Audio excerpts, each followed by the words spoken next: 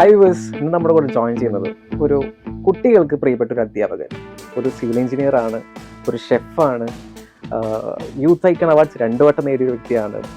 അതിലുപരി ലോക റെക്കോർഡ്, അതായത് ഏറ്റവും ഫാസ്റ്റസ്റ്റ് മെജീഷ്യൻ എന്ന ലോക റെക്കോർഡ് ലഭിച്ച ഹാരിസ് താഹിയാണ് നമ്മുടെ കൂടെ ജോയിൻ. പപ്പ ഒരുപാട് സകല ടൂൾസ് യൂസ് ചെയ്യും. എന്നെ അദ്ദേഹം പറഞ്ഞ് പഠിപ്പിച്ചിട്ടുള്ള ഏറ്റവും വലിയ ഒരു പോയിന്റ് എന്ന് പറയുന്നത് ഏത് ജോലിക്കും അതിൻ്റെതായിട്ടുള്ള മഹത്വമുണ്ട് എന്നുള്ളതാണ്. ഒരു വർക്ക്ഷോപ്പിൽ ഉള്ളതിനേക്കാൾ കൂടുതൽ ടൂൾസ് എൻ്റെ കയ്യിലുണ്ട്. എണ്ണീറ്റുണ്ടോ? ഹാമർ തന്നെ ചുറ്റിയിൽ തന്നെ 60 വെറൈറ്റി ഉണ്ട്.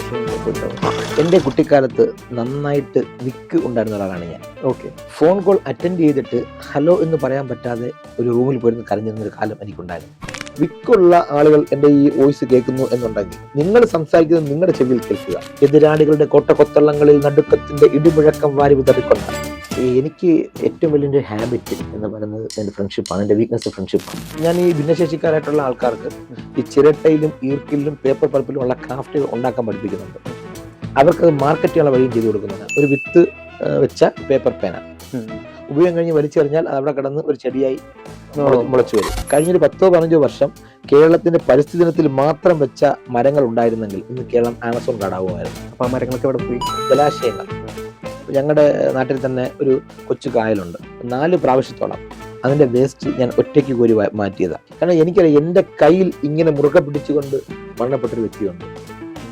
ഇന്നും എൻ്റെ കയ്യിൽ എനിക്ക് ആ വ്യക്തിയുടെ പിടുത്തം ഫീൽ ചെയ്യുന്നുണ്ട്.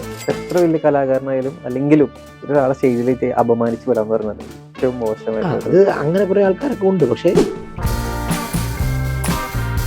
ഒരു കാർഡ് എടുക്കാം. 6 ഡയമണ്ട്, 6 ഓഫ് ഡയമണ്ട്. പടച്ചോനി എന്തത് സീരിയസ്ലി എന്നിട്ടി ഫോക്കസ് ഫോക്കസ് അപ്പുറക്കട്ടപ്പുറ. ഡോക്ടർ എൻ്റെ അടുത്താണ് പറയുന്നത് കഴിഞ്ഞു എന്തെയാണെന്ന് അറിയില്ല. കാരണം ഫുൾ ബ്ലാക്ക് ആയിപ്പോയി. എപ്പോഴും ഞാൻ ഫോൺ എടുത്ത് എൻ്റെ ഫ്രണ്ടിനെ വിളിക്കുന്നു. ഞാൻ പൊട്ടിപ്പോയി. ഈ പറഞ്ഞ പക്ഷേ എൻ്റെ ബുദ്ധിമോശം കൊണ്ടായിരിക്കാം എൻ്റെ കയ്യിൽ നിന്ന് നഷ്ടപ്പെട്ടു. ഏറ്റവും വലിയ വിഷമം അത് തന്നെയാണ്. ആ ഒരു സൗഹൃദം നഷ്ടപ്പെട്ടു പോയി തന്നെ ഏറ്റവും വലിയ വിഷമം എന്ന് പറയാം. നമസ്കാരം. അപ്പോൾ ഒരു മജീഷ്യൻ എന്നതിലുപരി ഞാൻ ആ പ്രൊഫൈൽ വായിച്ചു നോക്കിയപ്പോൾ തന്നെ ഒരുപാട് കാര്യങ്ങൾ താങ്കളെ പറ്റി പറയുന്നുണ്ട്. താങ്കൾ ഒരു ശില്പിയാണ്, പലതരത്തില് കരകൗശലങ്ങളുടെ ഒരു ശില്പി, ഷെഫ്, അങ്ങനെ ഒരുപാട് കാര്യങ്ങൾ താങ്കളെ പറ്റി പറയും. അതായത് ഒരു സാധാരണക്കാരെ എന്ന് പറയാൻ പറ്റില്ല, ഒരു അസാധാരണക്കാരനായ ഒരു അതുല്യ പ്രതിഭയാണ് നമുക്ക് കിട്ടിയിട്ടുള്ളത്. അപ്പോൾ സാർ, എന്താണ് താങ്കളെ പറ്റി പറയാനുള്ളത്? ഞാൻ ഏതാണ്ട് ഒരു 34 വർഷം കൊണ്ട് മാജിക് ഫീൽഡുള്ള വ്യക്തിയാണ്. കൂടുതലും കുട്ടികളുടെ രംഗത്ത് അവർക്കൊരു അവയർനെസ് കൊടുക്കുക, ബോധവൽക്കരണം കൊടുക്കുക, അങ്ങനത്തെ കാര്യങ്ങളാണ് കൂടുതലും ഞാൻ കോൺസെൻട്രേറ്റ് ചെയ്തിട്ടുള്ളത്. കാരണം എൻ്റെ കുട്ടിക്കാലത്ത് നന്നായിട്ട് വിക്ക് ഉണ്ടായിരുന്ന ഒരാളാണ് ഞാൻ. അന്ന് ആ കാലഘട്ടം എല്ലാ വീട്ടിലും ഫോണില്ല. ഞങ്ങളുടെ പരിസരത്ത് ഞങ്ങളുടെ വീട്ടിലാണ് ഫോണുള്ളത്. ഫോൺ കോൾ അറ്റൻഡ് ചെയ്തിട്ട് ഹലോ എന്ന് പറയാൻ പറ്റാതെ ഒരു റൂമിൽ പോയിരുന്ന് കരഞ്ഞിരുന്നൊരു കാലം എനിക്കുണ്ടായിരുന്നു. ആ കാലത്ത് നിന്ന് അന്ന് ആ റൂമിൽ നിന്ന്, കാരണം എനിക്കിന്നും എൻ്റെ ആ സാഹചര്യം ഓർമ്മയുണ്ട്. ഹലോ എന്ന് പറയാൻ പറ്റാതെ ആ ഒരു റൂമിൽ പോയി അടച്ചിരുന്ന് കരഞ്ഞ എൻ്റെ കണ്ണിൽ നിന്ന് കവിളിലൂടെ ഒഴുകിയ ഇന്ധനമാണ് ഈ പറഞ്ഞ എല്ലാത്തിനും മൂലധനം എന്ന് പറയുന്നത്. അവിടെ നിന്നാണ് തുടക്കം. അതെ, അവിടെ നിന്നാണ് തുടക്കം എന്ന് പറയുന്നത്. കാരണം എൻ്റെ ഒരു അടുത്ത ബന്ധു, എൻ്റെ വാപ്പയുടെ ഒരു കുട്ടിയുടെ മകൻ, അദ്ദേഹം മിലിറ്ററിയിലായിരുന്നു. PC സർക്കാർ സീനിയർ എന്ന് പറയുന്ന ഇന്ത്യയുടെ ഏറ്റവും വലിയ ഒരു മജീഷ്യൻ അന്ന് മിലിറ്ററി ക്യാമ്പിൽ പ്രോഗ്രാം അവതരിപ്പിക്കുന്നത് കണ്ടിട്ട് ഇദ്ദേഹം VRS എടുത്ത് അദ്ദേഹത്തിന്റെ കീഴിൽ പോയി മാജിക് പഠിച്ചാണ്. അപ്പൊ എൻ്റെ കുട്ടിക്കാലത്ത് ഇദ്ദേഹം നാട്ടിൽ വരുമ്പം എൻ്റെ വീട്ടിലാണ്. ഒരു ട്രങ്ക് പെട്ടി കൊണ്ടാണ് ഇദ്ദേഹം വരുന്നത്. അദ്ദേഹത്തിന്റെ കുറെ മാജിക് ഉപകരണങ്ങളുണ്ട്. ഈ സാധനം അദ്ദേഹം പോകുമ്പോൾ തിരിച്ചു കൊണ്ടുപോകും. അപ്പൊ ഞാൻ ഇതിലാണ് തുടങ്ങുന്നത്. ആളാണ് ഇൻസ്പിറേഷൻ. അതെ, 100%. അദ്ദേഹത്തിന്റെ പേര് അസീസ് എന്നാണ്. സ്റ്റേജ് നെയിം സാം നാം 0 എന്നാണ് അദ്ദേഹത്തിന്റെ സ്റ്റേജ് നെയിം എന്ന് പറയുന്നത്. എളുപ്പത്തിൽ പറയുകയാണെങ്കിൽ പഴയ ആൾക്കാർക്കൊക്കെ, ഞങ്ങളുടെ ഭാഗത്തുള്ള ആൾക്കാർക്കൊക്കെ അറിയാം, ഇദ്ദേഹം നോർത്ത് ഇന്ത്യയിലൊക്കെയാണ് സെറ്റിൽ ചെയ്തിരുന്നത്. മാജിക്കിനകത്ത് ആളിനെ മുറിക്കുന്ന, അതായത് യന്ത്രം ഉപയോഗിച്ചുകൊണ്ട് ആളിനെ മുറിക്കുന്ന ഒരു കാലഘട്ടം വന്ന സമയത്ത് ഇദ്ദേഹത്തിന് ഒരു പെൺകുട്ടി മരണപ്പെട്ടിട്ടുണ്ട്. ആ കാലഘട്ടത്തിൽ അന്ന് അദ്ദേഹത്തിന്റെ കുടുംബവസ്തു വിറ്റ ക്യാഷും കൊണ്ടൊക്കെ അവിടെ പോയി അദ്ദേഹത്തെ ആ കേസിൽ നിന്നൊക്കെ ഒരുവിധം, കാരണം ബന്ധുക്കൾക്കൊക്കെ വേണമെന്ന പൈസയൊക്കെ കൊടുത്ത് കൊണ്ടുപോയി വന്നത് എൻ്റെ വേറൊരു മൂത്താപ്പയാണ്. അപ്പോൾ അദ്ദേഹത്തിൽ നിന്നുള്ള ഇൻസ്പിറേഷനാണ് ഞാൻ ഈ ഒരു മേഖലയിലേക്ക് എത്താനുള്ള കാരണം എന്ന് പറയുന്നത്. ഇദ്ദേഹം തിരിച്ചു പോകുമ്പോൾ ഇതെല്ലാം കൊണ്ടുപോകും. പിന്നെ നമ്മുടെ കയ്യിൽ ഉപകരണങ്ങളില്ല. പിന്നെ ഇത് സ്വന്തമായി ഉണ്ടാക്കിയെടുക്കുക എന്നുള്ളത് വഴിയുള്ളൂ. കാരണം ഇത് എവിടെ കിട്ടും എന്നറിയില്ല. അല്ല, ആ ഒരു കാലഘട്ടത്തില് മാജിക് ഉപകരണങ്ങൾ വിൽക്കുന്ന ഒരു സ്ഥലം ഇല്ല എന്ന് വേണം. അല്ല, ഉണ്ടായിരുന്നു. ഉള്ളത് വളരെ അപൂർവമാണ്. പക്ഷെ അത് എവിടെ നമുക്കറിയില്ല. സോഷ്യൽ മീഡിയ ഇല്ല, ഫോൺ തന്നെ ഇല്ല. അപ്പോ പല മാജിക് ഷോയും കണ്ടിട്ട് പലയിടത്തും ചെന്ന് സംസാരിക്കുമ്പോൾ അവര് പറയുന്നതെന്ന് വെച്ച് കഴിഞ്ഞാൽ വളരെ വലിയ എമൗണ്ട് ആണ്, വളരെ വലിയൊരു എമൗണ്ട് ആണ്. അപ്പോൾ ഇത് ഉണ്ടാക്കിയെടുക്കുക. അപ്പം വീട്ടില് ഒരുവിധപ്പെട്ട എല്ലാ ടൂൾസും ഉണ്ട്. പപ്പ ഒരുവിധപ്പെട്ട സകല ടൂൾസ് യൂസ് ചെയ്യും. എന്നെ അദ്ദേഹം പറഞ്ഞ് പഠിപ്പിച്ചിട്ടുള്ള ഏറ്റവും വലിയ ഒരു പോയിന്റ് എന്ന് പറയുന്നത് ഏത് ജോലിക്കും അതിൻ്റെതായിട്ടുള്ള മഹത്വമുണ്ട് എന്നുള്ളതാണ്. ഏത് ജോലിക്കും. അപ്പൊ അത് എൻ്റെ ജീവിതത്തിൽ ഇന്ന് വരെ ഞാനത് പാലിച്ചിട്ടുള്ള ഒരു വ്യക്തിയാണ്. കാരണം ഒരുവിധം എല്ലാ ജോലിയും എൻ്റെ സകല ടൂൾസും ഒരു വർക്ക്ഷോപ്പിൽ ഉള്ളതിനേക്കാൾ കൂടുതൽ ടൂൾസ് എൻ്റെ കയ്യിലുണ്ട്. എത്ര ടൂൾസ് ഉണ്ട് എണ്ണീട്ടുണ്ടോ? ഹാമർ തന്നെ, ചുറ്റിയിൽ തന്നെ 60 വെറൈറ്റി ഉണ്ട്. ഫസ്റ്റ് ടൈമാണ് ഞാൻ പറയുന്നത്. ഹാമറിൽ തന്നെ 60 ഡിഫറൻസ് ടൈപ്പ്. സ്വർണ്ണപ്പണിക്കാർ ഉപയോഗിക്കുന്ന ഏറ്റവും ചെറിയത് തൊട്ട് പാറ പൊട്ടിക്കുന്നത് വരെയുള്ള പല പർപ്പസിന് ഉപയോഗിക്കുന്ന 60-ൽ പരം വെറൈറ്റി ഹാമറുകൾ ഇന്ന് എൻ്റെ ഇവിടെ വന്ന വീട്ടിൽ നിന്ന് കാണിച്ചു തരാൻ പറ്റും. അടിപൊളി. പിന്നെ കാർപ്പന്റേഴ്സ് ഉപയോഗിക്കുന്ന ഉളികൾ, അതായത് 4 ഇഞ്ച് ഉളി തൊട്ട് 8 ഇഞ്ചുള്ള വീതി ഉളി വരെ, കൊത്തുപണിക്ക് ഉപയോഗിക്കുന്ന ഉളികൾ, ഓരോരോ പർപ്പസിന് ഇന്നും എവിടെയെങ്കിലും ടൂൾസ് കാണുകയാണെങ്കിൽ അറിയാതെ ഒന്ന് നോക്കും, കയ്യില്ലാത്താണെങ്കിൽ അത് വാങ്ങും. അപ്പൊ വീട്ടില് എന്ത് പ്രശ്നം ഉണ്ടായാലും താങ്കൾക്ക് അത് സോർട്ട് ഔട്ട് ചെയ്യാൻ പറ്റും. തീർച്ചയായും. സാധാരണ നമ്മളൊരു ആണി അടിക്കണമെങ്കിൽ പോലും ആൾക്കാരെ വിളിച്ചു ചേർത്തേണ്ട അവസ്ഥയാണ് ഇപ്പൊ പോയിക്കൊണ്ടിരിക്കുന്നത്. ശരിക്കും പറഞ്ഞാൽ ഇതുപോലെ നമ്മുടെ വീട്ടിലൊരു ടൂൾ കിറ്റ് വേണം. അതെ അതെ. എന്നാൽ നമുക്ക് അത്യാവശ്യം കാര്യങ്ങൾ നമുക്ക് ചെയ്യാൻ പറ്റും. എനിക്ക് തന്നെ ഈ ചില സ്ഥലത്ത് ചെല്ലുമ്പോൾ, ഷോയ്ക്ക് ചെല്ലുമ്പോൾ, ഇപ്പൊ എന്റെ ഒരു മാജിക്കൽ ഒരു എക്യുപ്മെന്റ്, അതായത് ഒരു ഫ്രെയിമിനകത്ത് എന്നെ ചെയിനിട്ട് ലോക്ക് ചെയ്തിട്ട് ഒരു റിങ് കറക്കും. അതിന്റെ ഹാഫ് സർക്കിൾ ഇട്ടിട്ടുണ്ട്. ആ ഹാഫ് സർക്കിളിൽ ഒരു ക്ലോത്ത് ഇട്ടിട്ടുണ്ട്. ഇതിനെ കറക്കി വരുമ്പോ എന്നെ ലോക്ക് ചെയ്ത പെൺകുട്ടി ഈ ലോക്കിനകത്ത്, ഞാൻ പുറത്തും വരുന്ന സാധനമാണ്. വർക്കല, എന്റെ വീട് ഇടവയാണ്. അവിടുന്ന് 5 കിലോമീറ്റർ അപ്പുറം വർക്കല ടൗൺ ഹാളിൽ പ്രോഗ്രാമിന്റെ സമയത്ത് ഒരാള് ഈ കട്ടലിൽ ചവിട്ടി, കമ്മിറ്റിക്കാരൻ കട്ടലിൽ ചവിട്ടി, പുള്ളി പ്രതീക്ഷിക്കാതെ കയറി വന്നതാണ്. ഇതിന്റെ കുറ്റി ഒടിഞ്ഞു. 20 മിനിറ്റിലെ പ്രോഗ്രാം സ്റ്റാർട്ട് ചെയ്യാൻ. ഇത് വേറൊന്നും ചെയ്യാനും പറ്റില്ല. ക്രൂഷ്യൽ ആയിട്ടുള്ള മൊമെന്റ്. ഞാൻ പുറത്തിറങ്ങി, ഞാൻ മേക്കപ്പ് ഒക്കെ ചെയ്ത് ഇങ്ങനെ നിൽക്കണം, കോട്ടൂടെ എടുത്തിട്ടാ മതി. അപ്പോ ഞാൻ നോക്കുമ്പോ ജനങ്ങൾ വെളിയിൽ മൈക്ക് സെറ്റ് എന്റെ ഒമിനി കിടക്കുന്നു. ഈ മേക്കപ്പോട് കൂടി തന്നെ ഈ സാധനം എടുത്ത് വണ്ടിക്കകത്ത് കയറ്റി നേരെ വീട്ടിൽ കൊണ്ടുപോയി തിരിച്ചു വന്ന്, എനിക്ക് തോന്നുന്നു വേൾഡിൽ അങ്ങനെ ആരും ചെയ്ത് കാണത്തില്ല. കാര്യം വീട്ടിൽ ചെന്ന് വെള്ളി സെറ്റ് എടുത്ത് കണക്ട് ചെയ്തു. കാര്യം ഇത്രയുള്ളൊരു കുറ്റി വെൽഡ് ചെയ്താൽ അതിൽ തന്നെ പ്രോഗ്രാം നടക്കില്ല. അത് ഫുള്ള് വെൽഡ് ചെയ്ത് നേരെ തിരിച്ചു വന്നു. 2ാമത്തെ മിനിറ്റ് സ്റ്റേജിൽ കയറി. 20 മിനിറ്റിൽ പരിപാടി സ്റ്റാർട്ടായി. എല്ലാം ക്ലിയർ ആയി. അപ്പോ അപ്രതീക്ഷിതമായി വരുന്ന ഇങ്ങനെ കുറെ കാര്യങ്ങൾ. അതുപോലെ തന്നെ വീട്ടില് ഇപ്പൊ ഈ പറഞ്ഞ ഫർണിച്ചറുകളായാലും എനിക്ക് എന്തിനും എന്റെ ആയിട്ടൊരു പാറ്റേൺ ഉണ്ട്. ബെസ്റ്റ് ഓഫ് ദ ബെസ്റ്റ് എന്നുള്ളതാണ് ഒരു കൺസെപ്റ്റ് എന്ന് പറയുന്നത്. ഏറ്റവും ഇതാണ് എന്റെ കൈ കിടക്കുന്ന ഈ വാച്ച. ഇതുപോലെ ശ്രദ്ധിച്ച ഒരു കാര്യമാണ്. വാച്ചും പോലും എന്തോ ചിരട്ട കൂടെ ഉണ്ടാക്കി. അതെ, ചിരട്ടയാണ്. വേൾഡിൽ ഇങ്ങനെ ഒരു വാച്ച് കാണില്ല. ഇതിന് അല്ല, ഇങ്ങനെ 2ാമത്തെ വാച്ച് ആയിരിക്കും. കാരണം ഫസ്റ്റ് വാച്ച് ഞാൻ അടിച്ചോണ്ട് പോയി. ഏതൊരു പ്രോഗ്രാമില് പോയതാണ്. ഇത് സെക്കൻഡ് ചെയ്തതാണ്. പക്ഷെ അതിന്റെ അത്രയും എനിക്ക് തൃപ്തിയായിട്ടില്ല.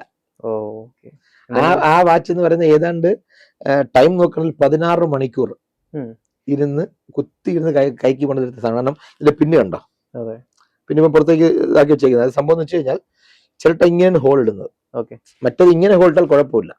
ചിരട്ടയുടെ കനത്തിൽ, അതായത് ചിരട്ടയുടെ തിക്നെസ്സിനനുസരിച്ചുള്ള ഒരു ഹോൾ. നമ്മൾ ഇങ്ങനെ ഹോൾ ഇടുമ്പോ ഒന്നുകിൽ ചിരട്ട പൊട്ടും, അല്ലെങ്കിൽ ബിറ്റ് പൊട്ടും. രണ്ടേതിലും ഒന്ന് നടക്കും. സാധാരണ മെറ്റലിൽ നമുക്ക് സുഖമായിട്ട് മെറ്റൽ നമുക്ക് എന്തും ചെയ്യാം. ഇതിന്റെ മെറ്റീരിയൽ ഒരു വ്യത്യാസമാണ്. പിന്നെ ഇതിന്റെ ഏറ്റവും വലിയ പ്രത്യേകത എന്ന് പറയുന്നത് ഇതിന് അലർജി ഉണ്ടാവില്ല. പക്ക നാച്ചുറൽ ആണ്. ഞാൻ ഈ ഭിന്നശേഷിക്കാരായിട്ടുള്ള ആൾക്കാർക്ക് ഈ ചിരട്ടയിലും ഈർക്കിലും പേപ്പർ പൾപ്പിലും ഉള്ള ക്രാഫ്റ്റുകൾ ഉണ്ടാക്കാൻ പഠിപ്പിക്കുന്നുണ്ട്. അവർക്ക് അത് മാർക്കറ്റ് ചെയ്യാനുള്ള വഴിയും ചെയ്തു കൊടുക്കുന്നുണ്ട്. കാര്യം അപ്പൊ എനിക്കൊരു പാറ്റേൺ ഉണ്ട്. എനിക്ക് കഴിക്കാനുള്ളത് ഞാൻ വിയർത്തുണ്ടാക്കും. വേറൊരാൾ ഉണ്ടാക്കുന്നതിന്റെ ഒരു കമ്മീഷനെ പറ്റി കഴിക്കുന്ന ഒരു പരിപാടി എനിക്കില്ല. അപ്പം ഒരാൾ വന്നു കഴിഞ്ഞാൽ നിലവിൽ അവർക്ക് തന്നെയാണ് നമ്പർ കൊടുത്ത് അവർ തമ്മിലാണ് പോകുന്നത്. ഇപ്പം പേപ്പർ പേന ഇടനിലക്കാരനായിട്ട് നിൽക്കുന്നില്ല, ഇല്ല, തമ്മിൽ കണക്ട് ചെയ്ത് ഇങ്ങോട്ട് കൊടുക്കും. അപ്പൊ പേപ്പർ പേന, ഒരു വിത്ത് വെച്ച പേപ്പർ പേന ഉപയോഗം കഴിഞ്ഞ് വലിച്ചെറിഞ്ഞാൽ അവിടെ കിടന്ന് ഒരു ചെടിയായി മുളച്ചു വരും.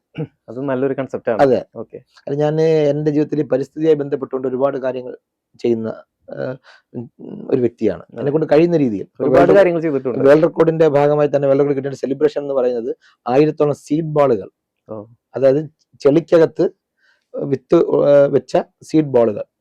അത് യാത്രയ്ക്ക് നമ്മളിങ്ങനെ എറിഞ്ഞെറിഞ്ഞു പോകും. എറിയുന്നത് ലൈൻ കമ്പിയോ പോസ്റ്റോ ഇല്ലാത്ത ഭാഗം നോക്കിയിട്ടാണ് ഇത് എറിയുന്നത്.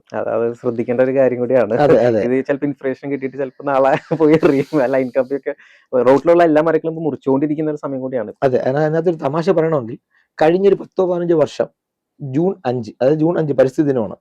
കഴിഞ്ഞൊരു 10-15 വർഷം കേരളത്തിന്റെ പരിസ്ഥിതി ദിനത്തിൽ മാത്രം വെച്ച മരങ്ങൾ ഉണ്ടായിരുന്നെങ്കിൽ ഇന്ന് കേരളം ആമസോൺ കാടാവുമായിരുന്നു. അപ്പൊ ആ മരങ്ങളൊക്കെ എവിടെ പോയി?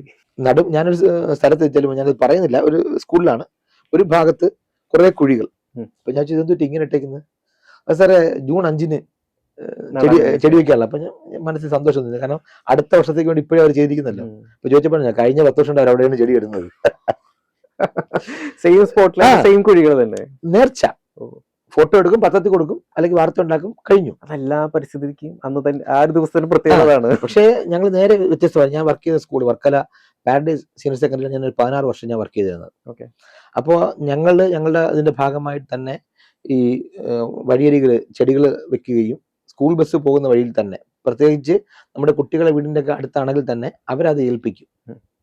ആഴ്ചയിൽ ഒരിക്കൽ ഞാൻ ഈ കുട്ടികളെ കൊണ്ടുപോയി നമ്മൾ ഈ ചെടികൾ നോക്കി വെള്ളം ഇട്ട് വളമൊക്കെ ഒഴിച്ച് ഒക്കെ വരുമായിരുന്നു. ഓക്കെ. അത് പലതും ഇന്ന് നമ്മളെക്കാൾ പൊക്കത്തിലൊക്കെ ആയി, നമ്മുടെ ഡബിളൊക്കെ ആയി. ഓക്കെ. അപ്പോൾ അത്തരത്തിൽ പരിസ്ഥിതിക്ക് വേണ്ടിയുള്ള കാര്യം, പിന്നെ ഈ പറഞ്ഞ പോലെ ജലാശയങ്ങൾ. ഇപ്പൊ ഞങ്ങളുടെ നാട്ടിൽ തന്നെ ഒരു കൊച്ചു കായലുണ്ട്. ഞാൻ ഏതാണ്ട് ഒരു 4 പ്രാവശ്യത്തോളം അതിന്റെ വേസ്റ്റ് ഞാൻ ഒറ്റയ്ക്ക് കോരി മാറ്റിയതാണ്. കാരണം ആളുകൾ ഈ പറയുന്ന പോലെ എന്താണ് ONV പറഞ്ഞതുപോലെ നമ്മുടെ അമ്മയ്ക്ക് നാം ചരമക്കുറിപ്പ് എഴുതുകയാണ്. എവിടെ വേസ്റ്റ് ജലാശയം കണ്ടാലും അവിടെ വേസ്റ്റ് ഇടുന്നൊരു പ്രവണത മലയാളിക്കുണ്ട്. ഇവിടെ തുപ്പരുത് എന്നൊരു ബോർഡ് കണ്ടാൽ അവിടെ തുപ്പിയിരിക്കും. ഓക്കെ. അതങ്ങനെയാണ്. അപ്പോ നമ്മള് പുതുതലമുറയെങ്കിലും അത്തരം കാര്യങ്ങളിൽ നിന്ന് മാറ്റിക്കൊണ്ടുവരിക എന്നുള്ളതാണ്. അതെങ്ങനെ മാറ്റിയെടുക്കാൻ പറ്റും? അല്ല, അതിന് അവയർനെസ്, കൃത്യമായ അവയർനെസ് കൊടുത്തേ പറ്റൂ. നമ്മളിപ്പോൾ അവയർനെസ് കൊടുത്തിട്ട് മാറ്റം ഇല്ല. അത് ഈ പറയുന്ന പോലെ ഒരു തമാശ പറയട്ടെ. മുണ്ടിന്റെ പേര് പറഞ്ഞാൽ ഏത് പറയും? MCR. അതിനെക്കാട്ട് എത്രയോ നല്ല മുണ്ട് ബാലരാമപുരം മുണ്ടുണ്ട്. പക്ഷെ ബ്രാൻഡ് നമുക്കറിയുന്നത്. കാരണം നിരന്തരം നമ്മുടെ തലയ്ക്കകത്തേക്ക് കുത്തിവെക്കുന്ന കുറെ പേരുകളുണ്ട്. നോട്ട്ബുക്ക് പറയാൻ പറഞ്ഞു കഴിഞ്ഞാൽ ക്ലാസ്മേറ്റ്സ്, ഒരു ബാഗ് പറയാൻ പറഞ്ഞാൽ സ്കൂബിയുടെ. സിമ്പിളാ. അപ്പൊ അവർക്ക് പരസ്യമായി. കാരണം ഈ ഗീബൽസിയൻ മെത്തേഡ് ഉണ്ട്. ഹിറ്റ്ലറിന്റെ മന്ത്രിയായിരുന്നു ഗീബൽസിയൻ. ഒരു നുണ 10 പ്രാവശ്യം പറഞ്ഞാൽ അത് സത്യമാകും എന്നുള്ളതാണ്. താങ്കളുടെ അടുത്ത സുഹൃത്ത്, താങ്കളും അദ്ദേഹമായിട്ട് വളരെ അടുത്ത ഒരു സുഹൃത്ത്, നിങ്ങൾ തമ്മിൽ എത്രയും വർഷങ്ങളുള്ള പരിചയമാണ്. ഞാൻ പറയുന്നു, ആ ചങ്ങാതിയെ നോക്കിക്കോളാം കേട്ടോ, നിങ്ങൾ തിരിയുമ്പോൾ നിങ്ങളുടെ ബാഗിലുള്ള അദ്ദേഹത്തിന് നോട്ടം. ശരി സാർ ചുമ്മാരി, ഞങ്ങൾ തമ്മിൽ എത്രയും വർഷം കൊണ്ടുള്ള പരിചയമാണ്. ഞാൻ പറഞ്ഞതേ ഉള്ളൂ. കാണുമ്പോൾ ഞാനിത് പറയും. പക്ഷേ അവിടെയുള്ള ഏറ്റവും വലിയ കോമഡി എന്ന് പറയുന്നത്, ഞാൻ ഇതൊരു 10-15 പ്രാവശ്യം പറഞ്ഞതിന് ശേഷം താങ്കൾ അതിൽ പോകുമ്പോൾ ഇദ്ദേഹം അതിന്റെ പുറത്തുനിന്ന് പൊടി തട്ടിക്കളയുകയാണ്. ഇദ്ദേഹം മുമ്പും ചെയ്തിട്ടുണ്ട്. പക്ഷേ ഒന്ന് എടുത്തു നോക്കുന്ന ഒരു മൈൻഡ് സെറ്റിലേക്ക് താങ്കൾ എത്തിക്കാൻ എനിക്ക് കഴിഞ്ഞിട്ടുണ്ടെങ്കിൽ അതിന്റെ പേരാണ് ഗീബൽസൺ മെത്തേഡ്. അത് ഫാക്റ്റാണ്. ഇപ്പൊ ഞാൻ സ്കൂളിൽ ചെല്ലുന്ന സമയത്ത് വാഷിംഗ് ഏരിയയിൽ 2 വലിയ ബക്കറ്റ് വെച്ചിട്ടുണ്ട്. ഇത് നിറയെ ഫുഡ് വേസ്റ്റ് ആണ്. ഞാൻ ആദ്യം ചെയ്തത് എല്ലാ ക്ലാസ്സുകളിലും പോയി കുട്ടികളടുത്ത് ഞാൻ പറഞ്ഞു, വേസ്റ്റ് ഫുഡ് കളയരുത്, വേസ്റ്റ് ആക്കരുത്, അടികൊള്ളും എന്നൊക്കെ പറഞ്ഞു. അതിന്റെ കൂട്ടത്തിൽ എന്റെ പീരീഡ്, കാരണം ഏതെങ്കിലും ഒരു ടീച്ചർ ഇല്ലെങ്കിൽ കുട്ടികൾ ആദ്യം ആവശ്യപ്പെടുന്നത് എന്നെ വേണം എന്നാണ്. കുട്ടികളെ ഏറ്റവും ഫേവറേറ്റ് ടീച്ചർ. കാരണം ഇല്ല, ഞാൻ അവരെ ശാസിക്കേണ്ട സമയത്ത് ശാസിച്ചിട്ടുണ്ട്, ശിക്ഷിച്ചിട്ടുണ്ട്, ചേർത്ത് പിടിച്ചിട്ടുണ്ട്. ഞാൻ സൊമാലിയയിലെ ഫോട്ടോസ്, അതിന്റെ വീഡിയോസ് ഞാൻ അവരെ കാണിക്കും.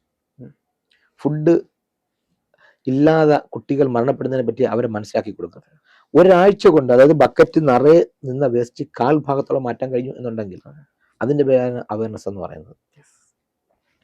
Thank you. തീർച്ചയായിട്ടും. അതായത് ഈ പല ഇൻഫ്ലുവൻസേഴ്സ് ഉണ്ട്. ഞങ്ങൾ ഇൻഫ്ലുവൻസേഴ്സ് ആണ്, ഞങ്ങൾ ലോകത്തെ മാറ്റിമറിക്കാൻ പോകുന്നു പറഞ്ഞിട്ട് ഒന്നും ചെയ്യാതെ, അല്ലെങ്കിൽ ചെയ്യുന്നുണ്ടാവും, പക്ഷെ അത് ശരിക്കും ഒരു അവയർനെസ് ആയി മാറുന്നില്ല. ഇല്ല, ഞാൻ ഒരു ഉദാഹരണം ഞാൻ ചോദിച്ചിട്ട്, സീരിയൽ നല്ലതാണോ മോശമാണോ? എന്റെ അഭിപ്രായത്തിൽ അതൊരു മോശമായിട്ടാണ് എന്നാൽ ഞാൻ പറയും സീരിയൽ നല്ലതാണെന്ന് പറയും. എന്ത് എന്ന് ചോദിച്ചു കഴിഞ്ഞാൽ, നമ്മുടെ സ്ത്രീകളുടെ ഇടയിൽ ബോധവൽക്കരണത്തെ പറ്റിയ ഏറ്റവും വലിയൊരു മീഡിയമാണ് സീരിയൽ എന്ന് പറയുന്നത്. ഇപ്പൊ നമ്മൾ സീരിയൽ കാണുന്നത് എന്താണ്? അംബാനിയുടെ വീട്ടിലെ സ്ത്രീകൾ പോലും ഉടുക്കാത്ത രീതിയിൽ എടുത്താ പൊങ്ങാത്ത പട്ടുസാരി, ഒരു 1.5 കിലോ പുട്ടി, തൂക്കുപാത്രം പോലത്തെ കമ്മല്, ഇത്രത്തോളം മാല, പിന്നെ ഒന്ന് തിരിഞ്ഞു നിന്ന് കഴിഞ്ഞാൽ അല്ല എന്താണ് അല്ല പാറമടയിൽ കുളം കുഴിച്ച പോലെ ബ്ലൗസിൽ മധ്യത്തിൽ വെട്ട്. നോർമലി ഏത് വീട്ടിലെ സ്ത്രീകളാണ് വീട്ടിൽ നിൽക്കുമ്പോൾ ഇങ്ങനെ നിൽക്കുന്നത്? ഈ പറഞ്ഞ അംബാനിയുടെ ഭാര്യ പോലും ഇങ്ങനെ നിൽക്കണ്ടാവില്ലായിരിക്കും. സ്വാഭാവികമായി നമ്മൾ ആലോചിച്ച് നോക്ക്. ഇത് കണ്ട് അനുകരിക്കാനാണ് നമ്മുടെ സ്ത്രീകൾ നിൽക്കുന്നത്. ഇപ്പോ ലഹരി ഉപയോഗിക്കുന്ന ഒരു സീൻ വരുമ്പോ സിനിമയിലായാലും സീരിയലിലായാലും വായിക്കാൻ പറ്റാത്ത രീതിയിൽ എന്തോ താഴെ എഴുതി കാണിക്കും, വളരെ ചെറുതായിട്ട്. എന്താണ് എഴുതി കാണിക്കുന്നത്? ഇത് ഉപയോഗിച്ചു കഴിഞ്ഞാൽ മോശമാണെന്നായിരിക്കും. വളരെ, അതായത് വായിക്കാൻ നമ്മൾ അതിന്റെ അടുത്ത് ചെന്ന് നിന്നാൽ പോലും നമുക്ക് പലപ്പോഴും വായിക്കാൻ പറ്റാത്ത രീതിയിലാണ് ആ ക്യാപ്ഷൻ വരുന്നത്. ജസ്റ്റ് സെൻസർ കിട്ടാൻ വേണ്ടി മാത്രം. അതായത് വർഷങ്ങൾക്ക് മുൻപ് ഞാൻ ഇതുപോലെ എനിക്ക് വേൾഡ് റെക്കോർഡ് കിട്ടിയ സമയത്ത് തിരുവനന്തപുരത്ത് ഒരു സ്കൂൾ എന്നെ ആദരിച്ചു. അപ്പൊ എന്റെ പ്രൊഫൈലൊക്കെ നോക്കിയാൽ ജോർജ് ഓണക്കൂർ സാറ് എന്നെ കെട്ടിപ്പിടിച്ച് എനിക്കൊരു സ്നേഹചുംബനമൊക്കെ തന്നു. അന്ന് നമ്മുടെ തിലകൻ സാറിന്റെ മകൻ ശോഭി തിലകൻ അവിടെ ഉണ്ട്. അപ്പൊ ഞാൻ ഈ കേസ് പറയുമ്പോൾ ആൾക്കാർ ഭയങ്കര ചിരിയാണ്. അപ്പൊ ഞാൻ എന്ത് പറ്റി നോക്കുമ്പോഴത്തേക്ക് ഇങ്ങനെ ചൂണ്ടി ശോഭി തിലകൻ ഇങ്ങനെ ഇരിക്കുന്നത്. കാരണം പുള്ളി ഏതോ ഒരു സീരിയലില് ഒരു ലേഡി, അവരിപ്പോ സിനിമയിൽ കണ്ടുണ്ട്, പുള്ളിക്കാരി പോലീസ് IPS ഓഫീസറായിട്ട് വരുന്ന സിനിമയിലും ഇദ്ദേഹം വില്ലനാണ്, ഇദ്ദേഹം പോലീസുകാരനാണ്. അപ്പൊ ഞാൻ അന്ന് ചോദിച്ചൊരു ചോദ്യം പുള്ളി എനിക്ക് ഷേഖിന്റെ എന്നോട് പറഞ്ഞൊരു കാര്യമുണ്ട്. ഞാനത് സംവിധായകന്റെ ശ്രദ്ധയിൽപ്പെടുത്തും എന്നാണ് പുള്ളി എന്നോട് പറഞ്ഞത്. അതായത് ഒരു സ്ത്രീ അപകടത്തിലാകുന്ന ഒരു സീൻ ഇവർക്ക് ക്രിയേറ്റ് ചെയ്യാൻ ഒരു ബുദ്ധിമുട്ടുമില്ല. XY നായികയോ അല്ലെ ഒരു ക്യാരക്ടർ. അപ്പൊ സ്ത്രീ എടുത്തിട്ട് പോലീസിന്റെ വുമൺ സെല്ലിൽ വിളിക്കുന്നു, അല്ലെങ്കിൽ പിങ്ക് പോലീസ് വിളിക്കുന്നു. അപ്പൊ ഈ നമ്പർ ഡയൽ ചെയ്യുന്നത് കാണാം, ഡയൽ ചെയ്യുന്ന ക്യാമറ ഫോക്കസ് ചെയ്ത് നമ്പർ ഡയൽ ചെയ്യുന്നത് കാണാം. ഇതെടുത്ത് വെച്ച് വിളിക്കുന്നു, പോലീസ് അല്ലെങ്കിൽ പിങ്ക് പോലീസ് വുമൺ സെല്ല് ഓടി പെട്ടെന്ന് വരുന്നു, ഈ കുട്ടിയെ സേവ് ചെയ്യുന്നു. താഴെ ഇവർക്ക് എഴുതി കാണിക്കാം, നിങ്ങൾക്ക് ഇങ്ങനൊരു സാഹചര്യം ഉണ്ടായാൽ ഇന്ന നമ്പറിൽ കോൺടാക്ട് ചെയ്യാം. ഇത് റിപ്പീറ്റ് ചെയ്ത് വരുമ്പോഴത്തേക്കും ഇത് സ്ത്രീകളുടെ തലയിലേക്ക് ഈ സാധനം, ഇത് യഥാർത്ഥത്തിൽ നിലവിലുള്ള സംവിധാനമാണ്, കേരള പോലീസിന് ഇങ്ങനെ ഒരു സംവിധാനമുണ്ട്, നിങ്ങൾ ഇത് ഉപയോഗപ്പെടുത്തണം, ആ നമ്പർ കാണാപ്പാടം ഫീഡ് ആവും. അല്ല ഇങ്ങനെയൊക്കെ ചെയ്യാം എന്ന് കൊടുക്കാൻ സാധിക്കും. പക്ഷെ ആരെങ്കിലും കൊടുത്തു കണ്ടിട്ടുണ്ടോ? ഇല്ല. അവർക്ക് ആവശ്യം സ്ത്രീയുടെ കണ്ണുനീരാണ്. അതായത് വുമൺ അഗെയിൻസ്റ്റ് വയലൻസ് അങ്ങനെ ഒരു സംഭവം മാത്രമേ കൊടുക്കുന്നുള്ളൂ. അല്ല, ഞാൻ ഈ നമ്പറുകൾ ഉൾപ്പെടെ ഇന്ന സംവിധാനങ്ങളുണ്ട്. കാരണം ഇവർക്ക് വലിയ എക്സ്പെൻസ് ഉള്ള കാര്യമൊന്നുമില്ല. ഇവരുടെ ആ സീൻ വേണമെങ്കിൽ ഇവർക്ക് ഒരു എപ്പിസോഡിൽ ആഡ് ചെയ്യാം. ഒരു 10-20 സെക്കൻഡ് നിൽക്കുന്ന അവരുടെ ആ ക്യാരക്ടറുമായി ബന്ധപ്പെട്ടുകൊണ്ടുള്ള ഒരു സാധനം അവർക്ക് കൊടുക്കാം. പക്ഷെ നിലവിൽ അത് കൊടുക്കാറില്ല, അവർക്കെന്താ ആവശ്യമില്ല. അപ്പോൾ അവയർനെസ് കൊടുക്കാൻ ഇത്തരം കാര്യങ്ങളാണ്. പിന്നെ ഞാൻ കുട്ടികൾ കൊടുക്കുന്ന ലഹരി വിരുദ്ധ കാര്യങ്ങൾ കൊടുക്കാറുണ്ട്. നമ്മളിത് പറഞ്ഞു പോകുമ്പോൾ ഒരുപാട് കുട്ടികൾ, ഇപ്പം മാജിക്കിലൂടെ ആയാലും ശരി, നമ്മളിത് പറയുമ്പോഴത്തേക്കും അവരുമായി ചേർന്നുകൊണ്ട് നമ്മൾ സംസാരിച്ച് പോകുമ്പോഴത്തേക്കും അവർ തന്നെ പറയാറുണ്ട്, സാർ ഞങ്ങൾക്കൊന്നും ആരും പറഞ്ഞു തന്നിട്ടില്ല. അതാണ് കുട്ടികൾക്ക് കതിരിന്മേൽ വളം വെച്ചിട്ട് കാര്യമില്ല. കുട്ടികളെ നമ്മൾ അതിനുവേണ്ടി അവരുടെ കുട്ടിത്തത്തിൽ തന്നെ, കാരണം ഞാൻ ചെയ്യുമ്പോൾ പലരും ചോദിക്കാറുണ്ട്, എന്തിനാ പിള്ളേരത്ത് നിന്ന് മദ്യപാനത്തെ പറ്റി ലഹരിയെ പറ്റി പറയുന്നതൊക്കെ ചോദിക്കാറുണ്ട്. എൻ്റെ ക്വസ്റ്റ്യൻ സിമ്പിളാണ്. 100 പേരൻസിൽ 100 പേരൻസിനെ എടുത്തിട്ട് നെഞ്ചിൽ കൈവച്ചുകൊണ്ട് മനസാക്ഷി വഞ്ചിക്കാതെ എത്ര പേരൻസിന് പറയാൻ പറ്റും എൻ്റെ കുട്ടി എന്നെ പോലെ ആകണമെന്ന്? ഭയങ്കര വാലിഡ് ആയിട്ടുള്ള ഒരു ക്വസ്റ്റ്യൻ ആണ് താങ്കൾ പറഞ്ഞത്. ബിക്കോസ് ആർക്കും സ്വന്തം നെഞ്ചിൽ തൊട്ടിട്ട് ആത്മാർത്ഥമായിട്ട് അതിനൊരു ഉത്തരം തരാൻ പറ്റില്ലായിരിക്കും. കാരണം നമ്മൾ ഈ പുതുതലമുറയെങ്കിലും ജാതിക്കും മതത്തിനും അതീതമായിട്ട് കൊണ്ടുവന്നാൽ, ഈ ലഹരിക്കെതിരെ കൊണ്ടുവന്നാൽ അത് ചെയ്യാൻ സാധിക്കും. കൃത്യമായ ഒരു സിലബസ് തയ്യാറാക്കിക്കൊണ്ട് കുട്ടികളെ അത്തരത്തിൽ ജാതി എന്തെന്ന് ചോദിച്ചു കഴിഞ്ഞാൽ പറമ്പിലെ മരം ചൂണ്ടി കാണിച്ചിട്ട് അതിലാണ് ജാതി പിടിക്കുന്നത് എന്ന് പറയുന്ന ലെവലിലേക്ക് കുട്ടി എത്തണം. എൻ്റെ കൈ മുറിഞ്ഞാലും വരുന്ന ചോരയ്ക്ക് ചുവപ്പ് നിറമാണ്, നിന്റെ കൈ മുറിഞ്ഞാലും വരുന്ന ചോരയ്ക്ക് ചുവപ്പ് നിറമാണ് എന്ന ലെവലിലേക്ക് കുട്ടികൾ എത്തണം. ഇപ്പം ഞാൻ കഴിഞ്ഞൊരു 26 വർഷം കൊണ്ട് രക്തദാന രംഗത്ത് പ്രവർത്തിക്കുന്ന ഒരു വ്യക്തിയാണ്. 76 പ്രാവശ്യം ഞാൻ കൊടുത്തിട്ടുണ്ട്. അതേപോലെ തന്നെ ഒരു 1000കണക്കിന് ആൾക്കാർക്ക് ഒരു പൈസ പോലും വാങ്ങാതെ രക്തം ഞാൻ സംഘടിപ്പിച്ച് കൊടുത്തിട്ടുണ്ട്. ഞാൻ പറയും, ശരിക്കും വിപ്ലവം നടക്കുന്നത് ബ്ലഡ് ബാങ്കിലാണ്. അവിടെയും എനിക്ക് കോമഡി വന്നിട്ടുണ്ട്. അവിടെയും വന്നിട്ടുണ്ട്. ഒരൊറ്റ പ്രാവശ്യം വന്നിട്ടുണ്ട്. ഒരാൾ വിളിച്ചിട്ട് ഇന്ന ആൾക്കാരുടെ ബ്ലഡ് മതി എന്ന് പറഞ്ഞ ആളുണ്ട്. ഇന്ന ആൾക്കാരുടെ സെലിബ്രിറ്റീസ് അല്ല, ജാതി പറഞ്ഞിട്ട് പറഞ്ഞ ഒരു കക്ഷിയുണ്ട്. ആരെന്ന് എനിക്ക് ഇന്നും അറിയില്ല. അപ്പോഴും ജാതിയാണ്. ഞാൻ നല്ല സെൻസ് അറിയാത്ത തെറിയാൻ വിളിച്ചിട്ട് ഫോൺ വെച്ചിട്ട് പോരാ ഡാഷ് എന്ന് പറഞ്ഞു. കാരണം എനിക്ക് അതേ പറയാൻ പറ്റുമായിരുന്നുള്ള സമയത്ത്. തീർച്ചയായിട്ടും ജീവിതത്തിൽ ഒരു പ്രാവശ്യം മാത്രം അവിടെയും ആളുകൾ ജാതി ചിന്തിക്കുന്നു എന്നുള്ളതാണ്. എനിക്ക് നല്ല ഉറപ്പുണ്ട് വേറെ അങ്ങ് കിട്ടാതെ വരുമ്പോഴത്തേക്കും ഈ പറയുന്ന ആരുടേതായാലും. കാരണം നമ്മൾ അവിടെ നോക്കുന്നത് ശരിക്കും പ്രാർത്ഥന നടക്കുന്ന ദേവാലയങ്ങളൊന്നുമല്ല. ഹോസ്പിറ്റലാണ്, ICUവിന്റെ തൊട്ട് മുമ്പിലാണ് ശരിക്കും പറഞ്ഞത്. കാരണം എനിക്കറിയാം എൻ്റെ കയ്യിൽ ഇങ്ങനെ മുറുകെ പിടിച്ചുകൊണ്ട് മരണപ്പെട്ടൊരു വ്യക്തിയുണ്ട്. ഇന്നും എൻ്റെ കയ്യിൽ എനിക്ക് ആ വ്യക്തിയുടെ പിടുത്തം ഫീൽ ചെയ്യുന്നുണ്ട്. കാരണം ഞാൻ ഇന്നും വിശ്വസിക്കുന്നു, നമ്മളെ നമ്മളാക്കുന്ന അല്ലെങ്കിൽ നമ്മളല്ലാതാക്കി മാറ്റുന്ന ഒരു കാഴ്ച, ഒരു സംഭവം ഉണ്ടാകും. അതിലാണ് ഗാന്ധിജി കണ്ട ഒരു കാഴ്ചയിലാണ് അദ്ദേഹം മേൽവസ്ത്രം ഒരു സ്ത്രീക്ക് കൊടുത്തത്. അതുകൊണ്ടാണ് ലോകം അദ്ദേഹത്തെ അർദ്ധനഗ്നായ ഫക്കീർ എന്ന് വിളിച്ചത്. അപ്പോ നമ്മളെ നമ്മളാക്കുന്ന, നമ്മളല്ലാതാക്കി മാറ്റുന്ന കാഴ്ചകളുണ്ടാവും. അതിലേക്കാണ് നാം ഫോക്കസ് ചെയ്യേണ്ടത്. അപ്പൊ നമ്മള് മാജിക്കിൽ തുടങ്ങി നമ്മൾ ഇടയ്ക്ക് ബ്രേക്ക് ചെയ്ത് വേറെ എവിടേക്കൊക്കെയോ പോയി. പക്ഷെ വളരെ വാലിഡ് ആയിട്ടുള്ള ഒരു പോയിന്റ് ആണ് സാർ പറഞ്ഞത്. ഇതെല്ലാവരും മനസ്സിലാക്കി കഴിഞ്ഞാൽ നമ്മുടെ ചുറ്റുപാടും നമ്മൾ മനുഷ്യന്മാരൊക്കെ മാറിപ്പോയി എന്ന് വേണം പറയാനായിട്ട്. പക്ഷെ അങ്ങനെ ആവണം എന്ന് ഞാൻ ആഗ്രഹിക്കുന്ന വ്യക്തി കൂടിയാണ് ഞാൻ. ഇനിയിപ്പോ മാജിക്കിന്റെ സ്റ്റാർട്ടിങ്, മാജിക് ചെറുപ്പം മുതലേ ഇഷ്ടമാണെന്ന് പറഞ്ഞു. എവിടെ നിന്നാണ്, എപ്പോഴാണ് മാജിക് സ്റ്റാർട്ട് ചെയ്തത്? മാജിക് സ്റ്റാർട്ട് ചെയ്തത് ഞാൻ പറഞ്ഞു, എന്റെ മൂത്താപ്പടൊക്കെ സ്റ്റാർട്ട് ചെയ്യുന്നത്. അപ്പൊ എത്രാമത്തെ വയസ്സിലാണ്? അത് വളരെ ഒരു 6 വയസ്സൊക്കെ ആകുന്ന സമയത്താണ് തുടങ്ങുന്നത്. ഈ സ്റ്റാബറിംഗ് ഇഷ്യൂ എപ്പോഴാണ് മാറിയത്? ഇത് മാറിയതെന്നല്ല, ഒരു മാറ്റിയത് എന്ന് വേണമെങ്കിൽ പറയാം. മാറ്റിയതാണ്. അതെ. ഓക്കെ. സ്വയം എവിടെയും ഒരു ട്രീറ്റ്മെന്റിന് പോലും പോകാതെ, ഒരു മെഡിസിൻ കഴിക്കാതെ, ഒരു അവയർനെസ് അല്ലെങ്കിൽ ഒരു കൗൺസിലിങ്ങോ എടുക്കാതെ സ്വയം ആയിട്ട് മാറ്റിയതാണ്. എങ്ങനെ അത് മാറ്റിയെടുക്കുന്നത്? നമ്മുടെ ചുറ്റുപാട് നമുക്കും നമ്മുടെ ഇഷ്യൂ. ഞാൻ കുട്ടികളുടെ ഒരു ക്യാമ്പ് എടുക്കുന്ന സമയം, ക്യാമ്പിൽ ക്ലാസ് എടുക്കുന്ന സമയത്ത് നെയ്യാറ്റിങ്കര ഞാൻ കഴിഞ്ഞിറങ്ങുമ്പോൾ ഒരമ്മ എന്നെ കാത്തവിടെ നിൽക്കുകയാണ്. ഞാൻ ഇറങ്ങി തരുമ്പോൾ ഇവരിങ്ങനെ തൊഴുത് ഒരു 2 കണ്ണിൽ കൂടി ഇങ്ങനെ ഒഴുകുകയാണ്.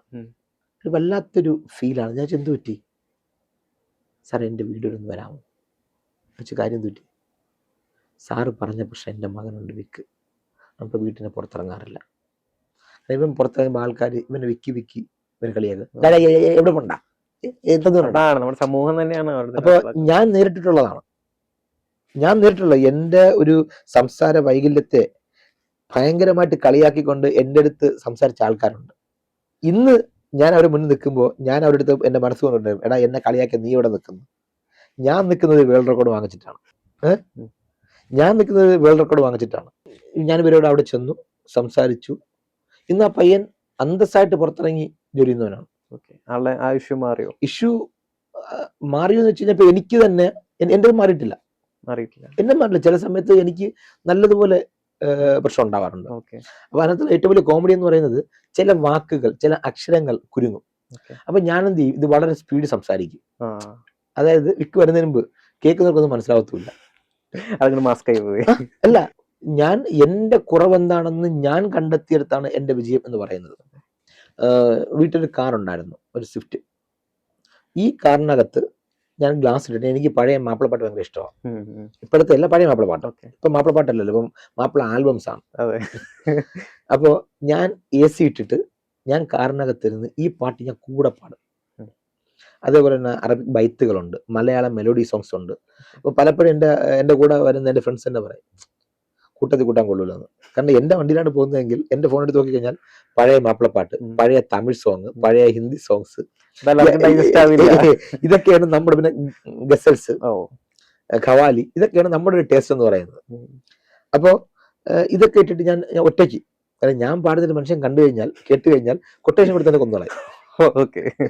അത്രയും മറന്നിട്ടാണ് ഞാൻ പാടുന്നത്. പക്ഷെ ഞാൻ ഈ പാട്ടിട്ടിട്ട് ഇതിന്റെ കൂടെ ഞാൻ പാടുകയും എൻ്റെ പ്രോഗ്രാമിന്റെ ഡയലോഗ്സുകൾ ഞാൻ സ്വയം പറഞ്ഞ് റിപ്പീറ്റ് ചെയ്ത് അന്ന് സത്യം പറഞ്ഞാൽ ആ കാറിനോടുള്ള എൻ്റെ കടപ്പാട് തീർത്താനും തീരത്തെ. കാരണം കാറിന് ജീവൻ ഉണ്ടായിരുന്നെങ്കിൽ ആദ്യം 2 കണ്ണും അടിച്ച് നീര് വരുത്തുമായിരുന്നു. വണ്ടി ഓട്ടിക്കും കൈ അധികം തെളിഞ്ഞിട്ടില്ല. അപ്പൊ വീട്ടിൽ വണ്ടി കൊണ്ട് ജ്യേഷ്ഠന്മാർ 2 പുറത്താണ്. അപ്പൊ എനിക്ക് വണ്ടി എടുത്തേ പറ്റുന്നുള്ളൊരു അവസ്ഥയാണ്. അപ്പൊ നമ്മൾ ആദ്യം വണ്ടി എടുക്കുമ്പോൾ അറിയാമല്ലോ, accelerator brake clutch, accelerator brake clutch. ഈ ഒരു അവസ്ഥ മാറി ഓടിച്ച് തുടങ്ങുന്ന സമയത്ത് പിന്നെ ഇതാണ് പരിപാടി. ഒറ്റയ്ക്ക് എവിടെ പോയാലും വണ്ടിയിലാണ് പോണത്. ഗ്ലാസ് ഫുൾ ഇടും, AC ഇടും, പാട്ടിടും, ഉറക്കെ തന്നെ പാടും. അതായത് വിക്കുള്ള ആളുകൾ എൻ്റെ ഈ വോയിസ് കേൾക്കുന്നു എന്നുണ്ടെങ്കിൽ ഞാൻ പാലിച്ച 1-2 കാര്യങ്ങൾ: നിങ്ങൾ സംസാരിക്കുന്നത് നിങ്ങളുടെ ചെവിയിൽ കേൾക്കുക. എനിക്ക് നല്ലോണം സംസാരിക്കുന്ന ആൾക്കാർ, നിങ്ങൾ ഈ ആർജമാർത്തക്ക് എനിക്ക് ഭയങ്കര കൊതിയാണ്, എനിക്ക് വാസ്തവം പറയാം. അതുപോലെ തന്നെ ഞാൻ ഇഷ്ടപ്പെടുന്ന M സ്വരാജ്, സമദാനി, ഓക്കെ, അവരൊക്കെ അവർക്ക് പിന്നെ അവരുടെ വായിൽ നിന്ന് വരുന്ന വാക്കുകൾ എന്നൊക്കെ പറഞ്ഞു കഴിഞ്ഞാൽ ടാപ്പ് തുറന്ന് വെള്ളം പോകുന്ന കണക്കാണ്. ഈ എന്താണ് അനർഘ നിർഗളമായി പ്രവഹിച്ചു പോകുന്ന എന്താണ് വാക്ചാരിങ്ങൾ ആ. നമുക്കെന്നെ പറയുന്നത് തന്നെയാ. അപ്പോ ഞാന് ആ സമയത്താണ് ബാലസംഘം എന്ന് പറഞ്ഞൊരു കുട്ടികളുടെ ഒരു സംഘടനയുണ്ട്. ഓ, ബാലസംഘം സ്റ്റേറ്റ് പ്രസിഡന്റ് ആയിരുന്നു ട്രിവാൻഡ്രം മേയർ ആര്യ. അപ്പോ ഞാൻ ഒരു പക്ക ബാലസംഘം പ്രൊഡക്റ്റാണ്. ഇപ്പൊ അതില്ല, ബാലസംഘം ഉണ്ട്, ഇപ്പോഴും ഉണ്ട്, പക്ഷെ അത് അത്ര ആക്റ്റീവായിട്ട് ആക്റ്റീവാണ്. കേരളത്തിലെ കുട്ടികളുടെ ഏറ്റവും വലിയ വിദ്യാഭ്യാസ സാംസ്കാരിക സംഘടനയാണ്, സമാന്തര വിദ്യാഭ്യാസ സാംസ്കാരിക സംഘടനയാണ് ബാലസംഘം. ഓക്കെ. അപ്പൊ ബാലസംഘത്തിൽ ഞാൻ ഒരിക്കലും മറക്കാത്ത, എൻ്റെ ജീവിതത്തിൽ ഒരിക്കലും ഒഴിവാക്കാൻ പറ്റാത്ത വ്യക്തിയുണ്ട്, കൃഷ്ണ മാസ്റ്റർ. അദ്ദേഹം രാകേഷ് ശർമ്മയുടെ കൂടെ എയർഫോഴ്സിൽ വർക്ക് ചെയ്ത ആളാണ്. കാരണം അവരെന്നൊക്കെ പറഞ്ഞു കഴിഞ്ഞാൽ ഒന്നും പ്രതീക്ഷിക്കാതെ അവരുടെ പോക്കറ്റിലെ പൈസ കൊടുത്ത് ഞങ്ങളെ കൊണ്ടുപോയി, അന്ന് ബാലസംഘം സ്റ്റേറ്റ് കമ്മിറ്റി ഇല്ല, ഫണ്ടില്ല, എല്ലാം രക്ഷാധികാരികളുടെ അണ്ടറിലാണ്. അവരുടെ പോക്കറ്റിൽ. കാരണം ഞങ്ങളുടെയൊക്കെ സമയത്തുള്ള ഒരുപാട് രക്ഷാധികാരികളുണ്ട്, മിത്രൻ സാർ ഉണ്ടായിരുന്നു. ഇവരെന്നൊക്കെ പറഞ്ഞാൽ അവരുടെ പെൻഷൻ പൈസയും അവരുടെ പൈസയൊക്കെ ഞങ്ങൾക്ക് വേണ്ടി ചിലവാക്കിയ ആൾക്കാരാണ്. അപ്പോൾ ബാലസംഘത്തിലെ പല പരിപാടിക്ക് പോകുമ്പോൾ കൃഷ്ണ മാസ്റ്റർ എന്നെ വിളിക്കും. അപ്പം അന്ന് ഞങ്ങളുടെ നാട്ടിൽ കൈരളി ജ്വല്ലറി ഉണ്ട്. കൈരളി ജ്വല്ലറിയുടെ എംബ്ലം പതിച്ച ബ്ലാക്ക് ബിഗ് ഷോപ്പറുണ്ട്. ഈ 2 ബിഗ് ഷോപ്പിനകത്ത് സാധനം കൊണ്ടാണ് ഞാൻ പോണത്. വണ്ടിക്കൂലി ഉൾപ്പെടെ കൃഷ്ണമാഷാണ് കൊടുക്കുന്നത്. എനിക്ക് ഇന്ന് ഓർമ്മയുണ്ട്, ഒരു പ്രോഗ്രാമിന് പോയിട്ട് അവിടെ നിന്ന് എനിക്കൊരു റെമ്യൂണറേഷൻ അല്ല, വണ്ടിക്കൂലി എന്ന് പറഞ്ഞൊരു കൊച്ചു പൈസ തന്നു. ബസ് ടിക്കറ്റിന്റെ പൈസ ഞാൻ കൊടുത്തു. ആ ബസ്സിനകത്തിട്ട് മാഷൻ അടിച്ചില്ലെന്നേ ഉള്ളൂ. ഞാൻ കൊടുത്ത പൈസ കണ്ടക്ടറിൽ നിന്ന് തിരിച്ച് എന്നെ വാങ്ങിപ്പിച്ചിട്ട് മാഷ പൈസ കൊടുത്തു. കാരണം ജീവിതത്തിലൊക്കെ അങ്ങനെ കുറെ വ്യക്തികൾ നമ്മളെ ഹെൽപ്പ് ചെയ്തിട്ടുണ്ട്. അങ്ങനെ ഒരു ഗുരുസ്ഥാനം ഉള്ളത് കൊണ്ടായിരിക്കും താങ്കൾക്ക് ഇങ്ങനെ ചിന്തിക്കാനും. തീർച്ചയായും. കാരണം കൃഷ്ണ മാസ്റ്റർ എന്നൊക്കെ പറഞ്ഞ എന്റെ ജീവിതത്തിൽ അത്രത്തോളം സ്വാധീനം ചെലുത്തിയ ഒരു വ്യക്തിയാണ്. എന്റെ പിതൃതുല്യനായിട്ട് ഞാൻ കാണുന്ന ഒരു വ്യക്തിയാണ് കൃഷ്ണ മാസ്റ്റർ എന്ന് പറയുന്നത്. ഇന്നും അദ്ദേഹത്തിന്റെ വീട്ടിൽ എനിക്കൊരു സ്ഥാനമുണ്ട്. എന്റെ മനസ്സിലും എന്റെ കുടുംബത്തിലും അദ്ദേഹത്തിന് ഒരു സ്ഥാനമുണ്ട്. അത് കൃഷ്ണ മാസ്റ്ററിന്റെ അദ്ദേഹത്തിന്റെ അദ്ദേഹത്തിന്റെ മകൻ ഇപ്പം കിംസിലെ ഡോക്ടറാണ്. അച്ഛന്റെ മകൻ എന്ന് തന്നെ പറയാം. കാരണം അദ്ദേഹത്തിനുള്ള സകല ക്വാളിറ്റിയും ഞാൻ അണ്ണനെന്നാണ് വിളിക്കുന്നത്, ഡോക്ടർ ഷാജി പാലങ്ങാടൻ. ഷാജി അണ്ണനും ഉണ്ട്. കാരണം എൻ്റെ ഫാദറിൻ്റെ ഒക്കെ ഒരു ഹോസ്പിറ്റൽ സമയത്തൊക്കെ ഒരു മകനെ പോലെ കെയർ ചെയ്തൊരു വ്യക്തിയാണ്. അത് അവരൊന്നും ജീവിതത്തിൽ മറക്കാൻ സാധിക്കത്തില്ല. അപ്പൊ ബാലസംഘത്തിന്റെ വേദികളാണ് ഞാൻ സംസാരിക്കുന്നത്. അവിടെ നിന്നാണ് തുടക്കം. വിക്കി ആയാലും, പക്ഷെ പറയണം എന്നുള്ള എൻ്റെ കോൺഫിഡൻസ്, ഞാൻ അതാണ് പറയുന്നത്, പറയണം എന്നുള്ള എൻ്റെ കോൺഫിഡൻസ്. പിന്നെ ഞാൻ പാട്ട് പാടും. ഞാനൊരു ബാത്റൂം സിംഗറാണ്. ഓൺലി ബാത്റൂം അല്ലെങ്കിൽ കാർ. നമ്മളെല്ലാവരും പാട്ട് പാടുന്നവർ തന്നെയാണ്, പക്ഷെ ആ ഒരു കോൺഫിഡൻസ് നമുക്കില്ല. പക്ഷെ പുറത്തേക്ക് പാട്ട് പാടാൻ ഇന്ന് വരെ തയ്യാറായിട്ടില്ല, പാടത്തില്ല. ഒരു പാട്ട് ഇപ്പൊ പാടിയാ വേണ്ട. ഓക്കെ. എത്രാമത്തെ വയസ്സ് ആണ് നമ്മുടെ ആ ഒരു വിക്ക് അല്ലെങ്കിൽ ഫ്ലുവന്റ് ആയിട്ട് സംസാരിക്കാൻ പറ്റി തുടങ്ങിയത്? ഇല്ല, അങ്ങനെ ഇപ്പോഴും ഞാൻ ഫ്ലുവന്റ് അല്ല. പക്ഷെ ഇതുവരെ എനിക്ക് സംസാരിച്ചിട്ട് അത് ഫീൽ ചെയ്തിട്ടില്ല. ഇപ്പോഴും ഞാൻ ഫ്ലുവന്റ് അല്ലെന്ന് എനിക്ക് നല്ലപോലെ എനിക്കറിയാം. ഓക്കെ, ആ തിരിച്ചറിവാണ് നമ്മൾ. ഇപ്പോഴും ഞാൻ ഫ്ലുവന്റ് അല്ല. ചില സമയത്ത് ചില വാക്കുകൾ, ചില അക്ഷരങ്ങൾ എനിക്ക് കുരുങ്ങാറുണ്ട്. പിന്നെ ഞാൻ ഈ പറഞ്ഞ പോലെ ഞാൻ അങ്ങനെ ഇരുന്നാൽ പറ്റില്ല എന്ന് പറഞ്ഞ്, അതായത് ഞാൻ ബാലസംഘത്തിൽ വന്നു, പിന്നെ SFIയിൽ വന്നു. SFIയിലൊക്കെ വന്നിട്ട് അവിടെ നമ്മുടെ മുൻ MP ആയിരുന്ന സമ്പത്തണ്ണന്റെ ഒരു ഇലക്ഷനിൽ ഞാനൊരു ഇലക്ഷൻ കമ്മിറ്റി ഓഫീസിൽ ഇങ്ങനെ ഇരിക്കുകയാണ്. അനൗൺസ് ചെയ്യാൻ ആളില്ല. അപ്പൊ എന്റെ മനസ്സിൽ കുറെ ഡയലോഗുണ്ട്. ഞാൻ നാടകമൊക്കെ എഴുതുമായിരുന്നു. അപ്പം ഡയലോഗുകളുണ്ട്. അങ്ങനെ അന്നൊരു ദാനശീലൻ എന്ന് പറഞ്ഞൊരു വ്യക്തി CPM ഏരിയ ഓഫീസ് സെക്രട്ടറി ഉണ്ടായിരുന്നു. അങ്ങനെ എന്നെ വണ്ടി കയറ്റി. അങ്ങനെ ഞാൻ അന്ന് അനൗൺസ് ചെയ്തുകൊണ്ട് പോയി. ഞാൻ അനൗൺസ് ചെയ്ത് കേട്ടിട്ട് ഞാനാണെന്നൊരു വിശ്വസിക്കാറുന്ന ആൾക്കാരുണ്ട്. എത്ര താങ്കൾ എഴുതുന്ന ഒരു വ്യക്തി കൂടിയാണല്ലോ, അപ്പോ ഒരു SFIക്കാരൻ കൂടിയാണല്ലോ. അന്ന് അല്ലെങ്കിൽ നല്ല ചോര തിളപ്പിക്കുന്ന ഒരു അനൗൺസിങ് ഒരു സെന്റൻസ് പറയാൻ പറ്റുമോ താങ്കൾ എഴുതിയത്? അല്ല, എൻ്റെ ഒരു പാറ്റേൺ നിന്ന് എതിരാളികളുടെ കോട്ടക്കൊത്തളങ്ങളിൽ നടുക്കത്തിന്റെ ഇടിമുഴക്കം വാരി വിതറിക്കൊണ്ട മലയാളിയുടെ പിറൈപുത്രൻ, നമ്മുടെ സമ്പത്ത്, നിങ്ങളുടെ സമ്പത്ത്, ഈ നാടിന്റെ സമ്പത്ത്, അഡ്വക്കേറ്റ് S സമ്പത്ത് കടന്നു വരുന്നു. ഇതൊക്കെ പണ്ടൊക്കെ കേൾക്കുമ്പോഴേ ഭയങ്കര ഇൻസ്പിറേഷൻ. നമുക്ക് പാർട്ടി ഇല്ലെങ്കിൽ പോലും അത് ആ അനൗൺസ് ചെയ്യുന്ന ഒരാളുടെ കഴിവ് പോലെ ഇരിക്കും. അല്ല, അതിനുശേഷം അന്ന് തൊട്ട് ഇന്നുവരെയും ഈ പറഞ്ഞൊക്കെ പല ഈ ചിലപ്പോ ഞാൻ ഈ മലപ്പുറത്ത് റീസെന്റ് ആയിട്ട് പോയപ്പോ അവിടെ ഒരു സെവൻസ് ഫുട്ബോൾ കളി കാണാൻ. പക്ഷെ എന്താ ഒരു അനൗൺസ്മെന്റ് എനിക്ക് പോലും സാധിക്കും. എനിക്കെന്നല്ല, എനിക്ക് തോന്നുന്നു ഈ തൃശ്ശൂരിന് ഇങ്ങോട്ടുള്ള സൈഡിലേക്ക് അങ്ങനത്തെ ഒരു ടൈപ്പ് അനൗൺസിങ് ഇല്ല എന്ന് വേണം പറയാനായിട്ട്. പിന്നെ ഈ പറഞ്ഞ പോലെ ഞാൻ ഒരിക്കലും ഈ നാടകങ്ങളിൽ തന്നെ അഭിനയിക്കുന്ന സമയത്ത് ഞാൻ പലപ്പോഴും കൂടുതൽ ഞാൻ പറയാറുണ്ട്, നിങ്ങൾ എന്റെ ഡയലോഗ് നോക്കരുത്, കാരണം എനിക്ക് കുരുങ്ങിയാൽ ഞാൻ ആ സിറ്റുവേഷൻ ആപ്റ്റായ സാധനം ഞാൻ എടുത്തങ്ങിടും. ഓക്കെ. വായി പിടിച്ച് നിൽക്കരുത്. അങ്ങനെ ചെയ്തോളണം.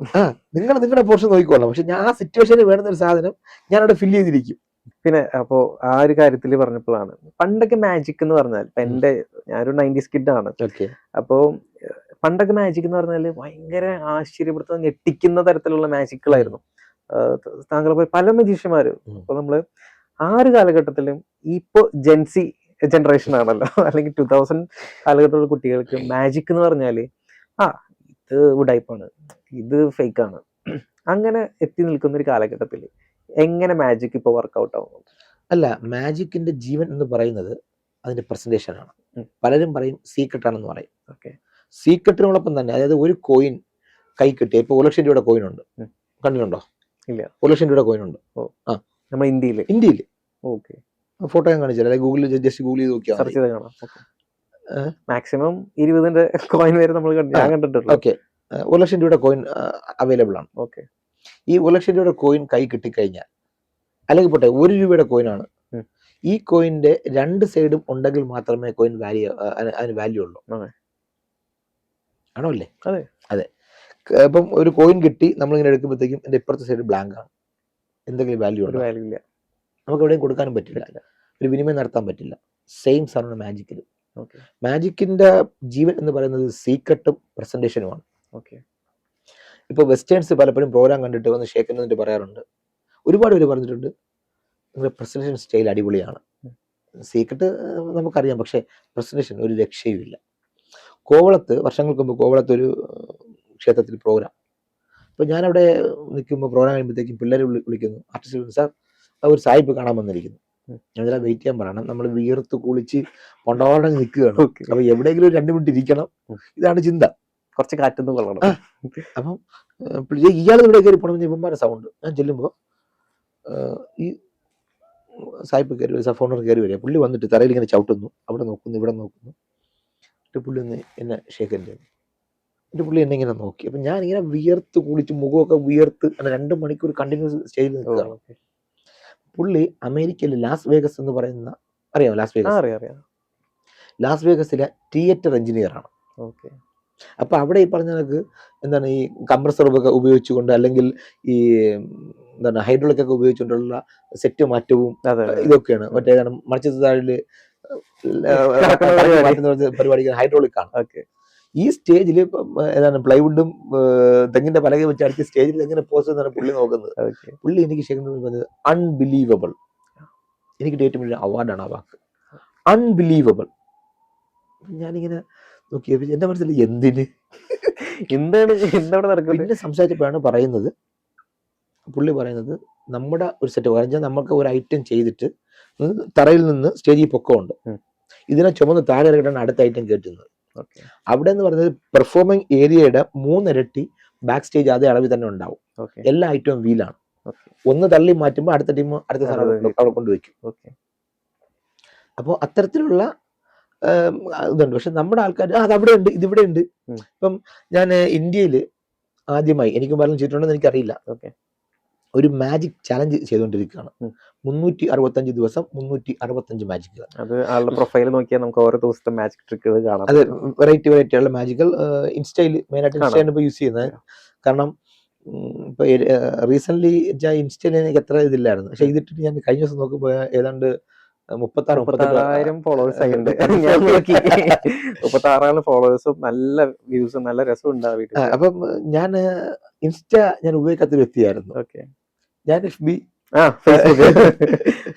അപ്പൊ പിള്ളേര് പറയും സാറേ നിങ്ങൾ എന്തിന് ഇതാവുന്നത്. അപ്പം എന്റെ കുറെ മ്യൂസിക് കോപ്പറേറ്റ് ഉണ്ട് FB-യിൽ, യൂട്യൂബിൽ FB-ലൊക്കെ കുറെ മ്യൂസിക് കോപ്പറേറ്റ് ഉണ്ട്. ഇൻസ്റ്റയിലാകുമ്പോൾ അവര് തന്നെ തരുന്ന മ്യൂസിക് എടുത്ത് കിട്ടാൻ മതി. അപ്പൊ ചിലപ്പോ പാട്ടുകളായിരിക്കാം. അപ്പൊ അങ്ങനെ അപ്പൊ ഇതിൽ നിന്നെടുത്ത് ലിങ്ക് കോപ്പി പോകത്തുള്ളൂ. പക്ഷെ അപ്പൊ അതുകൊണ്ടുള്ളൊരു മെച്ചം എന്ന് പറയുന്നത്, ഇപ്പം കുറെ വെറൈറ്റി ഇപ്പൊ എന്നെ ഒരുപാട് ഫോളോ ചെയ്യുന്ന ആൾക്കാരുണ്ട്. ഇപ്പൊ ഞാൻ ലാസ്റ്റ് ഒരു കടയിൽ ചെല്ലുമ്പോൾ ഒരു ഹിന്ദിക്കാരൻ മാജിക് ഇടുന്ന സർ, ആസാമിയാണ്, റെക്കഗ്നൈസേഷൻ കിട്ടിയത്. അപ്പോ അത്യാവശ്യം ആൾക്കാർ ശ്രദ്ധിക്കുന്നു എന്നുള്ളതാണ്. നല്ലത് പറയാൻ വരലെണ്ണുന്ന ആൾക്കാർ മാത്രമേ ഉള്ളൂ. കമന്റ് ബോക്സ് നോക്കാൻ പാടില്ല. ചില വേട്ടാവളിമാര് അങ്ങനെ പറയാനേ പറ്റൂ.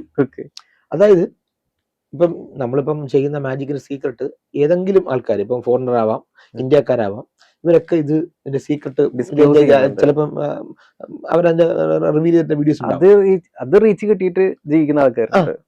ക്ഷീരമുള്ള ഒരു അകിടും ചുവട്ടിലും ചോര തന്നെ കൊതുകിന് എന്ന് പറയുന്ന പോലെ Okay. എത്ര നല്ലതുണ്ടെങ്കിലും ഇങ്ങനെ ചിന്തിക്കുന്ന കുറെ ആൾക്കാരുണ്ട്. അപ്പൊ ഇതിന്റെ താഴെ വന്നിട്ട് ഇവന്മാരാരും ഒരു 4-5 പേരുണ്ട്. ഇവരാരും വന്നിട്ട് ഒരു ലൈക്ക് ഇടുകയോ അല്ലെങ്കിൽ ഒരു നല്ല വാക്ക് പറയുകയോ ചെയ്തിട്ടില്ല. അതങ്ങനെ ആയിരിക്കാം, അതിങ്ങനെയാണ് Okay. എന്ന് പറയാനുള്ള ആൾക്കാർ മാത്രമേ ഉള്ളൂ അതിനകത്ത്. Okay. പക്ഷെ പണ്ട് AX എന്ന് പറഞ്ഞ ചാനലുണ്ട്, അതിലാണ് ഈ മാജിക്കിന്റെ ട്രിക്കുകളൊക്കെ പൊളിച്ച് അടക്കുന്ന ഒരു സമയമാണ്. അപ്പൊ അതിറങ്ങിയതോടെ മജീഷ്യൻസിന്റെ ഒരു കൗണ്ട് കുറഞ്ഞു എന്ന് വേണം പറയാനായിട്ട്. ഒരു പരിധി വരെ ശരി തന്നെയാണ്. ഓക്കെ. പക്ഷേ ഇപ്പൊ ഞാൻ കഴിഞ്ഞ വർഷം എന്റെ ഉത്സവ സീസണിൽ ലാസ്റ്റ് പറയുന്ന കൊല്ലം കടയ്ക്കലായിരുന്നു. ഒരു വിസ്മയ എന്ന പാറമടയുടെ അടുത്തുള്ള ഒരു കൊച്ചു ക്ഷേത്രം, നല്ല ഓഡിയൻസ്, കുറച്ചേ ഉള്ളൂങ്കിലും അവിടെ ഉള്ള ആൾക്കാരെല്ലാരും വന്ന് നിൽക്കുന്ന ഒരു ഉൾപ്രദേശം. അവിടെ ചെന്ന് ഇറങ്ങുമ്പോൾ കുറച്ച് പയ്യന്മാര് വന്നിട്ട് മാജിക് ചെയ്യുന്ന ആളാണോ? ഞാൻ പറഞ്ഞു അതെ. സീരിയസ് ആണ്? ഭയങ്കര സീരിയസ്. അവിടുത്തെ ഫോൺ എടുത്തിട്ട് മാജിക് ഷോ ഉണ്ടെന്ന് പറഞ്ഞപ്പോൾ നമ്മൾ മാജിക്കിന്റെ വീഡിയോസ് എടുത്തോണ്ടിരിക്കും. അപ്പൊ നോക്കുമ്പോൾ എൻ്റെ ഉള്ളതിനേക്കാൾ മാജിക്കിന്റെ റിവീൽഡ് വീഡിയോസ് അവന്റെ ഫോണിൽ സേവ്ഡ് ആണ്. നമുക്കിതൊക്കെ അറിയാം കേട്ടോ. നമ്മൾ ശരി തന്നെയാ വിട്ടു. എന്റെ മനസ്സിൽ ഉമ്മ എന്തെങ്കിലും പ്രശ്നം ഉണ്ടാക്കുമോ? ജീവിതത്തിൽ നിന്ന് വരെ അങ്ങനെ കൂലോ കാലം കേൾക്കാത്ത ഒരു വ്യക്തിയാണ്. കാരണം വീട്ടിൽ തന്നെ മാജിക്കിന് വേണ്ടി സ്വന്തമായിട്ടൊരു സ്റ്റേജ് ഞാൻ ഉണ്ടാക്കിയെടുത്തിട്ടുണ്ട്. എനിക്ക് റിഹേഴ്സൽ ചെയ്യാൻ വേണ്ടി ഒരു പ്രൊഫഷണൽ സ്റ്റേജ് ഞാൻ ഉണ്ടാക്കിയെടുത്തിട്ടുണ്ട്. അപ്പൊ അത്രത്തോളം ഹോംവർക്ക് ചെയ്തിട്ടാണ് ഓരോ ഐറ്റവും നമ്മൾ സ്റ്റേജിലേക്ക് പ്രസന്റ് ചെയ്യുന്നത്. പക്ഷെ ഒരു കുഴപ്പമില്ല, പ്രോഗ്രാം കഴിഞ്ഞ് എല്ലാം കഴിഞ്ഞപ്പോൾ വന്നിട്ട് സാർ നന്നായിരുന്നു കേട്ടോ. അപ്പൊ എന്റെ മനസ്സിൽ ഇമാർക്ക് ഒട്ടാകാണ് എനിക്ക് ഞാൻ പറഞ്ഞ ശരി. അതെ, സത്യം പറഞ്ഞു കഴിഞ്ഞാൽ ഞങ്ങളിത് കുളമാക്കണം എന്ന് കരുതി നിന്നതാണ്. പക്ഷെ എനിക്കിട്ടുള്ള ഏറ്റവും വലിയ അംഗീകാരം പലരും പറഞ്ഞൊരു വാക്കാണ്, നിങ്ങൾ പ്രസന്റ് ചെയ്യുമ്പോൾ, നിങ്ങൾ പെർഫോം ചെയ്യുമ്പോൾ ഞങ്ങളുടെ കൂട്ടത്തിൽ ഒരാൾ ചെയ്യുന്ന ഒരു ലെവലാണ്, അതുകൊണ്ട് കൂവാൻ തോന്നിയില്ല. താങ്ക്സ്. എൻ്റെ ഞാൻ പറഞ്ഞു കഴിഞ്ഞാൽ ഞങ്ങൾ കുറച്ച് പേര് വൈറ്റ് പേപ്പറിന് വേണ്ടി വന്ന ആൾക്കാരാണ്. മാന്യമായി തന്നെ സംസാരിച്ചു. ഞങ്ങൾ കുറച്ച് പേര് വൈറ്റ് പേപ്പറിന് വന്ന ആൾക്കാരാണ്. നിങ്ങൾക്കറിയാമെങ്കിൽ എന്നെയല്ല വേറെ ആരാണെങ്കിൽ പോലും ചെയ്യരുത്. എത്ര വലിയ കലാകാരനായാലും അല്ലെങ്കിലും ഒരാളെ സ്റ്റേജിലേക്ക് അപമാനിച്ച് വിടാൻ പറയുന്നത് ഏറ്റവും മോശമായിട്ട്. അത് അങ്ങനെ കുറെ ആൾക്കാരൊക്കെ ഉണ്ട്. പക്ഷെ നോർമലി നമ്മളുടെ ഒരു പാറ്റേണും കാര്യങ്ങളും വെച്ച് അതിങ്ങനെ അങ്ങ് പോകുന്നതാണ്.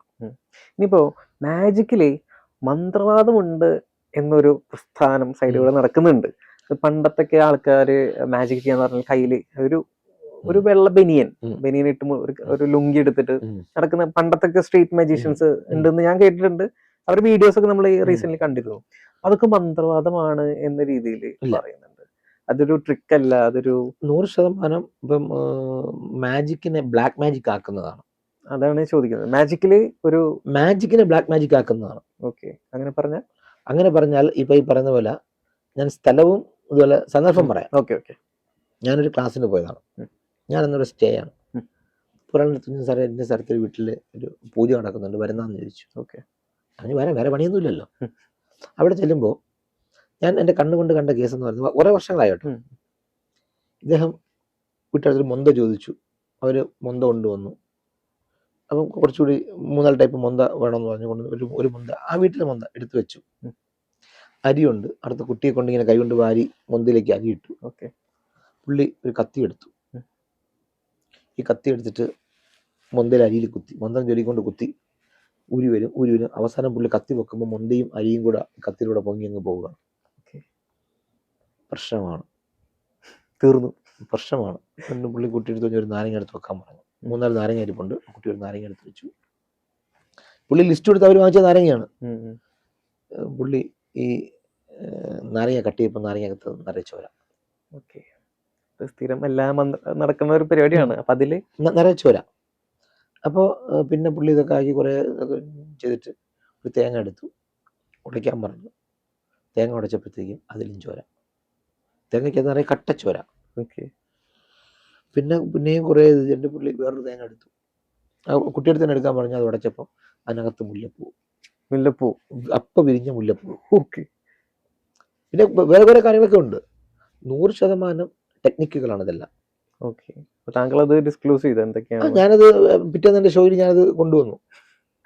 അതെങ്ങനെയാണ് അപ്പൊ അതിന് പരിപാടി? നമ്മൾ അടിസ്ഥാനം കെട്ടിയിട്ട് മണ്ണിട്ടിട്ട് കമ്പിന് ഇങ്ങനെ കുത്തുമല്ലോ, കമ്പിക്കും കുത്തുമല്ലോ. എന്തിനാണ് അങ്ങനെ കുത്തുന്നത്?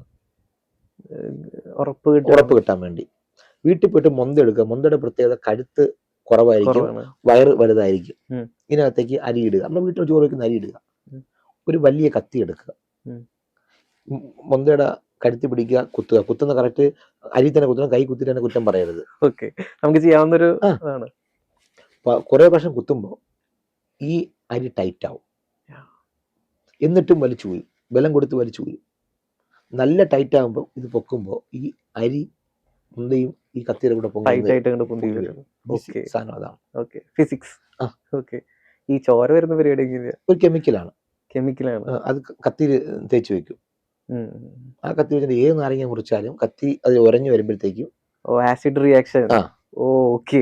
ഇനി മുല്ലപ്പൂവിന്റെ ടെക്നിക് കൂടി. മുല്ലപ്പൂവിന്റെ ടെക്നിക്ക് എന്ന് പറയുന്നത് നമ്മുടെ തയ്യൽ സൂചിയില്, വലിയ തയ്യൽ സൂചി, ഉവ്വ. അതേപോലത്തെ ചെറിയൊരു കത്തി ഉണ്ടാവും. അല്ലെങ്കിൽ സൂചി തന്നെ അടിച്ച് കത്തിയാക്കി വെച്ചിട്ട് തേങ്ങയുടെ കണ്ണ്, മൂന്നാമത്തെ കണ്ണ് ഓട്ടയാക്കും.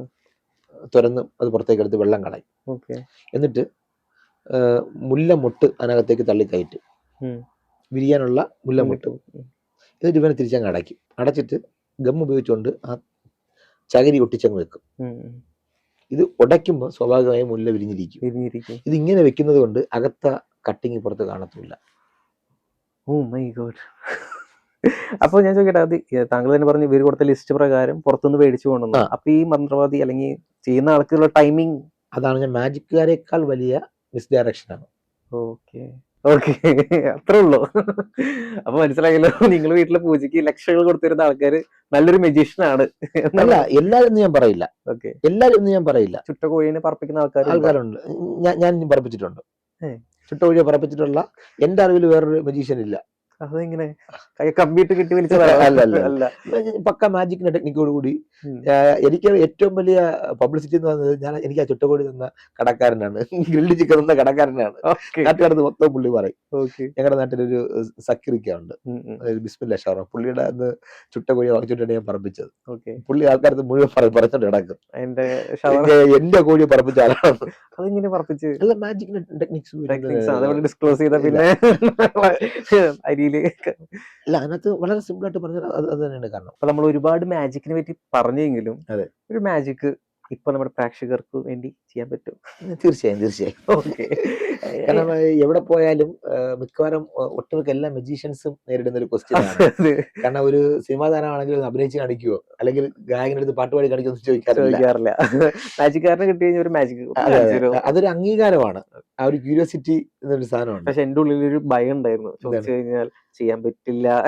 അങ്ങനെയൊന്നുമില്ല. കാരണം പലപ്പോഴും ഈ പറയുന്ന പോലെ എന്താണ്, മനസ്സുകൾ തമ്മിൽ അടുക്കാൻ ഏറ്റവും വലിയൊരു കേസാണ് ഈ മാജിക് എന്ന് പറയുന്നത്. അപ്പൊ നമുക്കൊരു കാർഡ് ട്രിക്കിലേക്ക് പോവാം. ഓക്കെ. അപ്പം കാർഡ്സ് എന്ന് പറയുമ്പോൾ നമ്മുടെ ഒരു നോർമൽ കാർഡ്, അതായത് പലരും ചോദിക്കും ഈ പറഞ്ഞ നോർമൽ കാർഡ് എന്ന് പറയുന്നത് സ്പെഷ്യൽ കാർഡ് ഉണ്ടോ എന്നൊക്കെ ചോദിക്കും.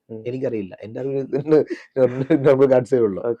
അപ്പൊ ഒരു പെട്ടി ചീട്ട് കൊണ്ട് ഏതാണ്ട് 10,000-3000 മാജിക് ചെയ്യാൻ സാധിക്കും. 3000? ഓക്കെ.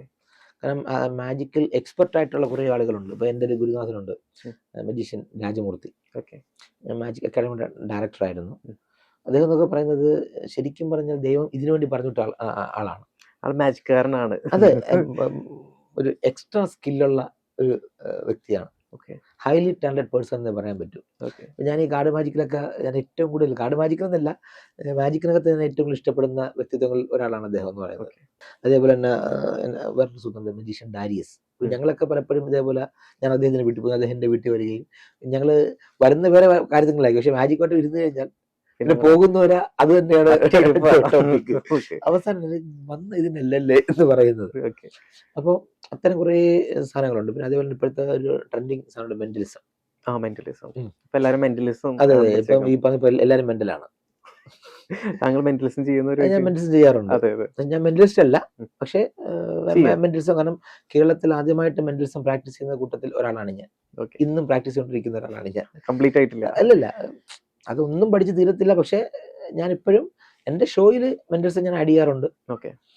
ചില ടീമുകൾ കൊണ്ട് മെന്റലിസം ഷോ തന്നെ ചെയ്യാറുണ്ട്. അവർക്ക് മെന്റലിസം ഷോ തന്നെ വേണം എന്ന് പറയുമ്പോൾ മെന്റലിസം ഷോ തന്നെ ചെയ്യാറുണ്ട്. അങ്ങനെയൊക്കെ ഒരു ഇതുണ്ട്. നമുക്ക് തരും കാർഡ് മാജിക്. ഞാനാണ് ഇന്നത്തെ ഇര. മാജിക്കാരുടെ മുമ്പില് പല ആൾക്കാരും സ്റ്റേജിൽ വിളിച്ചു കഴിഞ്ഞാൽ പോവാറില്ല, തല കുമ്പിട്ടില്ല. ടീച്ചർമാർ ചോദ്യം ചോദിച്ച പോലെ അത് പേടി ഉണ്ടാവും, എന്താണ് വരാൻ പോണേ എന്നൊരു പേടി. ഇല്ല, വളരെ കോമൺ ആയിട്ട് ഇവിടൊക്കെ കാർഡുണ്ട്. അപ്പൊ ഞാനിത് ഷഫിൾ ചെയ്യുമ്പോൾ എവിടെയാണോ നിർത്താൻ തോന്നുന്നത് അവിടെ തന്നെ സ്റ്റോപ്പ് പറയാം. Just stop. ഇത് പോണോ പോണ്ടേ? പൊക്കോട്ടെ പൊക്കോട്ടെ. പൊക്കോട്ടെ, ഓക്കെ ഫൈൻ. ജസ്റ്റ് ഒരു കാർഡ് എടുക്കാം. ഓക്കെ, നോക്കിക്കോളൂ. ഓക്കെ, ക്യാമറ കൊണ്ടൊന്ന് കാണിച്ചോളൂ. അയ്യോ, അല്ല ഞാൻ കണ്ട കുഴപ്പമില്ല. ഓക്കെ ഓക്കെ ഓക്കെ, ഇതിന്റെ മുകളിലേക്ക് വെക്കാം, ഫേസ് ഡൗൺ ആക്കി വെക്കാം. ഓക്കെ, ഒരു തരത്തില് ഞാൻ കാണിച്ചു കൊടുത്തിട്ടില്ല. ഓക്കെ, അപ്പോ ശരിക്കും ഫുൾ നെയിം എന്തായിരുന്നു? Kiran Kumar CS. Kiran Kumar CS. Okay, ഇപ്പൊ പ്രൊഫഷണൽ അറിയപ്പെടുന്നത് RJ Kiran. RJ Kiran. Okay, അപ്പൊ ഏത് പേരിൽ അറിയപ്പെടാനാണ് ഇഷ്ടം? RJ കിരൺ എന്നറിയപ്പെടാൻ ഇഷ്ടം. RJ കിരൺ എന്ന് പറയുമ്പോഴത്തേക്ക് മുഖത്ത് നല്ലൊരു ചിരി വന്നിട്ടുണ്ട്. കിരൺ കുമാർ JS എന്ന് പറഞ്ഞതിനേക്കാൾ കൂടുതൽ ഒരു സ്മൈല് മുഖത്ത് വന്നത് RJ കിരൺ. അപ്പൊ ഞാൻ RJ കിരണിനോട് പറയുകയാണ്, ജസ്റ്റ് ആ കാർഡിനെ മാത്രം മനസ്സിൽ തിങ്ക് ചെയ്യുക. ആ മുഖത്തൊന്ന ആ ചിരി, ആ കാർഡിനെ മനസ്സിൽ ഓർത്തുകൊണ്ട് ആ ചിരി ഒന്ന് കൊടുക്കുക. ഓക്കെ ഓക്കെ, ഇത് വല്ലാത്ത ചിരിയായി പോയി. ഓക്കെ, അപ്പോൾ സംതിങ് സ്പെഷ്യൽ, അതായത് ഈ കിരൺ കുമാർ JSൽ നിന്ന് RJ കിരണിലേക്ക് വന്നപ്പോഴുള്ള സ്മൈൽ, ശരിക്കും പറഞ്ഞാൽ വീഡിയോ എഡിറ്റ് ചെയ്യുമ്പോഴോ അല്ലെങ്കിൽ ഔട്ട്പുട്ടിലോ നോക്കിക്കഴിഞ്ഞാൽ ആ ചിരി കാണാൻ പറ്റും. ഓക്കെ, RJ കിരൺ എന്ന് പറഞ്ഞപ്പോഴുള്ള ഒരു ഹാപ്പിനെസ്. അപ്പോൾ ഒരിടക്ക് കാണുന്ന 52 കാർഡുകളാണ്. ഓക്കെ, ഞാനിങ്ങനെ കാർഡുകൾ ഇങ്ങനെ ഓരോന്നോരോന്നോരോന്നായി ഞാനിങ്ങനെ മാറ്റി മാറ്റി ജസ്റ്റ് ഒരു കാർഡിൽ ഒരു സ്മൈലുണ്ട്. ഓക്കെ, അതെ, ഒരു കാർഡിൽ ഒരു സ്മൈലുണ്ട്. സ്മൈലുണ്ട്. ഓക്കെ, അപ്പോ ആ സ്മൈലുള്ള കാർഡ് എന്ത് സംതിങ് സ്പെഷ്യലാണ്. ഓക്കെ ഓക്കെ, എന്താണെന്ന് വല്ല ഐഡിയ ഉണ്ടോ? അറിയില്ല, ഒരു ഐഡിയ ഇല്ല. ഞാൻ എടുത്ത കാർഡാണോ? കാരണം ബാക്കി നോക്കിക്കഴിഞ്ഞാൽ ഒരു കാർഡിലും അങ്ങനെ ഒരു സാധനം ഉണ്ടാവില്ല. ഇല്ല. ഓക്കെ, അപ്പോ RJ കിരൺ. ഓക്കെ, താങ്കളുടെ കാർഡ് ഓർമ്മയുണ്ടോ? ഏതായിരുന്നു? ഓർമ്മയുണ്ട്. പറയാമോ? 6 ഡയമണ്ട്. 6 of diamond. എങ്ങനെ എങ്ങനെ? ഓക്കെ, ഞാനൊരു കാര്യം ചെയ്യാം. നമ്മുടെ ടേബിളിലേക്ക് ഞാൻ ഈ കാർഡ് വെക്കാം. ഓക്കെ, താങ്കൾക്ക് ഡൗട്ട്, താങ്കളുടെ കാർഡ് അവിടെ ഉണ്ട്. ഞാൻ അഗെയിൻ ഒന്ന് ഷഫിൾ ചെയ്യാം. താങ്കൾക്ക് ഇഷ്ടമുള്ള സ്ഥലത്ത് വീണ്ടും സ്റ്റോപ്പ് പറയാം. സ്റ്റോപ്പ്. പോണോ പോണ്ടേ? പോണ്ട. പോണ്ട. Okay fine. കാർഡ് കണ്ടോ? കണ്ടു. ഓക്കെ ഓക്കെ, വീണ്ടും ഞാൻ പറയുന്നു RJ കിരൺ. ഓക്കെ, ഒരു സ്മൈലൂടെ കൊടുക്കുക. ഓക്കെ, പക്ഷേ ഇപ്പോഴത്തെ സ്മൈൽ എന്തൊരു പ്രശ്നമുണ്ട് കേട്ടോ. നേരത്തെ അത്രയും പവർ വന്നില്ല. ഇവിടെ നോക്കിക്കഴിഞ്ഞാൽ ക്യൂരിയോസിറ്റി ഓക്കെ ഓക്കെ, ഇപ്പൊ നോക്കിക്കഴിഞ്ഞാൽ ഒരു ജസ്റ്റ് താങ്കളുടെ ഈ കാർഡിലും ഒരു സ്മൈൽ വരണം.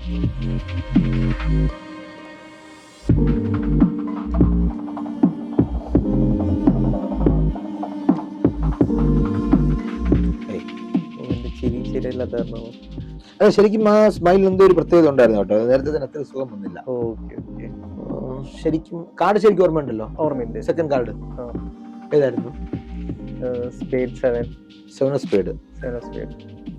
പക്ഷെ താങ്കളുടെ ഫസ്റ്റ് സ്മൈല് ശരിക്കും ഇന്നും എപ്പോഴും മനസ്സിൽ ഇങ്ങനെ കിടപ്പുണ്ട്. ഓക്കെ, ആ സ്മൈലാണ് നമുക്ക് ഇവിടെ കിട്ടിയിരിക്കുന്നത്.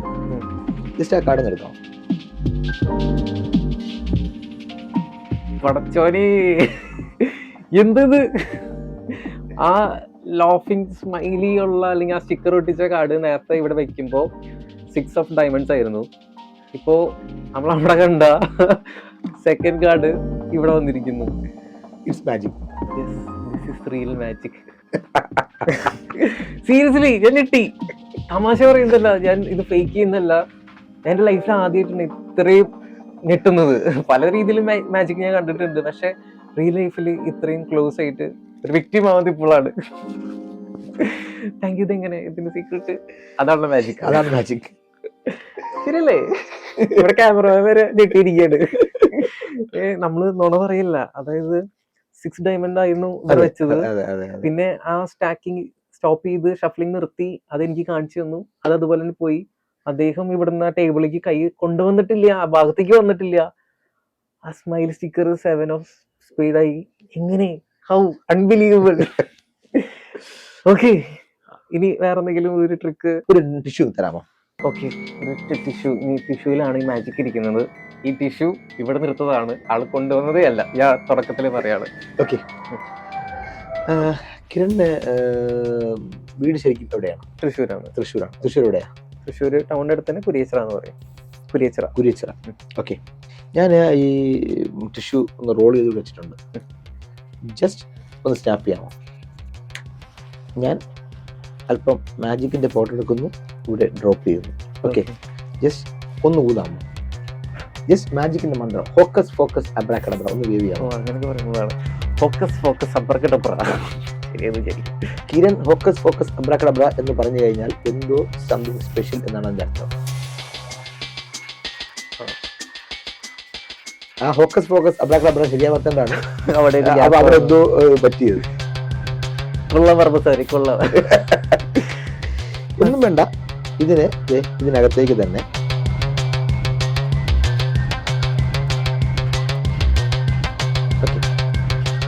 ഇതിനകത്തേക്ക് തന്നെ നല്ലതുപോലെ വെച്ച് ഒന്ന് പ്രസ് ചെയ്യും.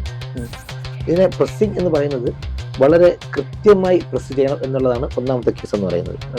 ജസ്റ്റ് വീണ്ടും ഞാൻ ആക്ഷൻ കാണിക്കുന്നു, ജസ്റ്റ് മാജിക്കിന്റെ പൗഡർ എടുക്കുന്നു, ഡ്രോപ്പ് ചെയ്യുന്നു. വീണ്ടും ഒന്ന് ഫോക്കസ് ഫോക്കസ് ഫോക്കസ് ഫോക്കസ് പറഞ്ഞു. Focus focus അബ്രാക്കഡബ്ര.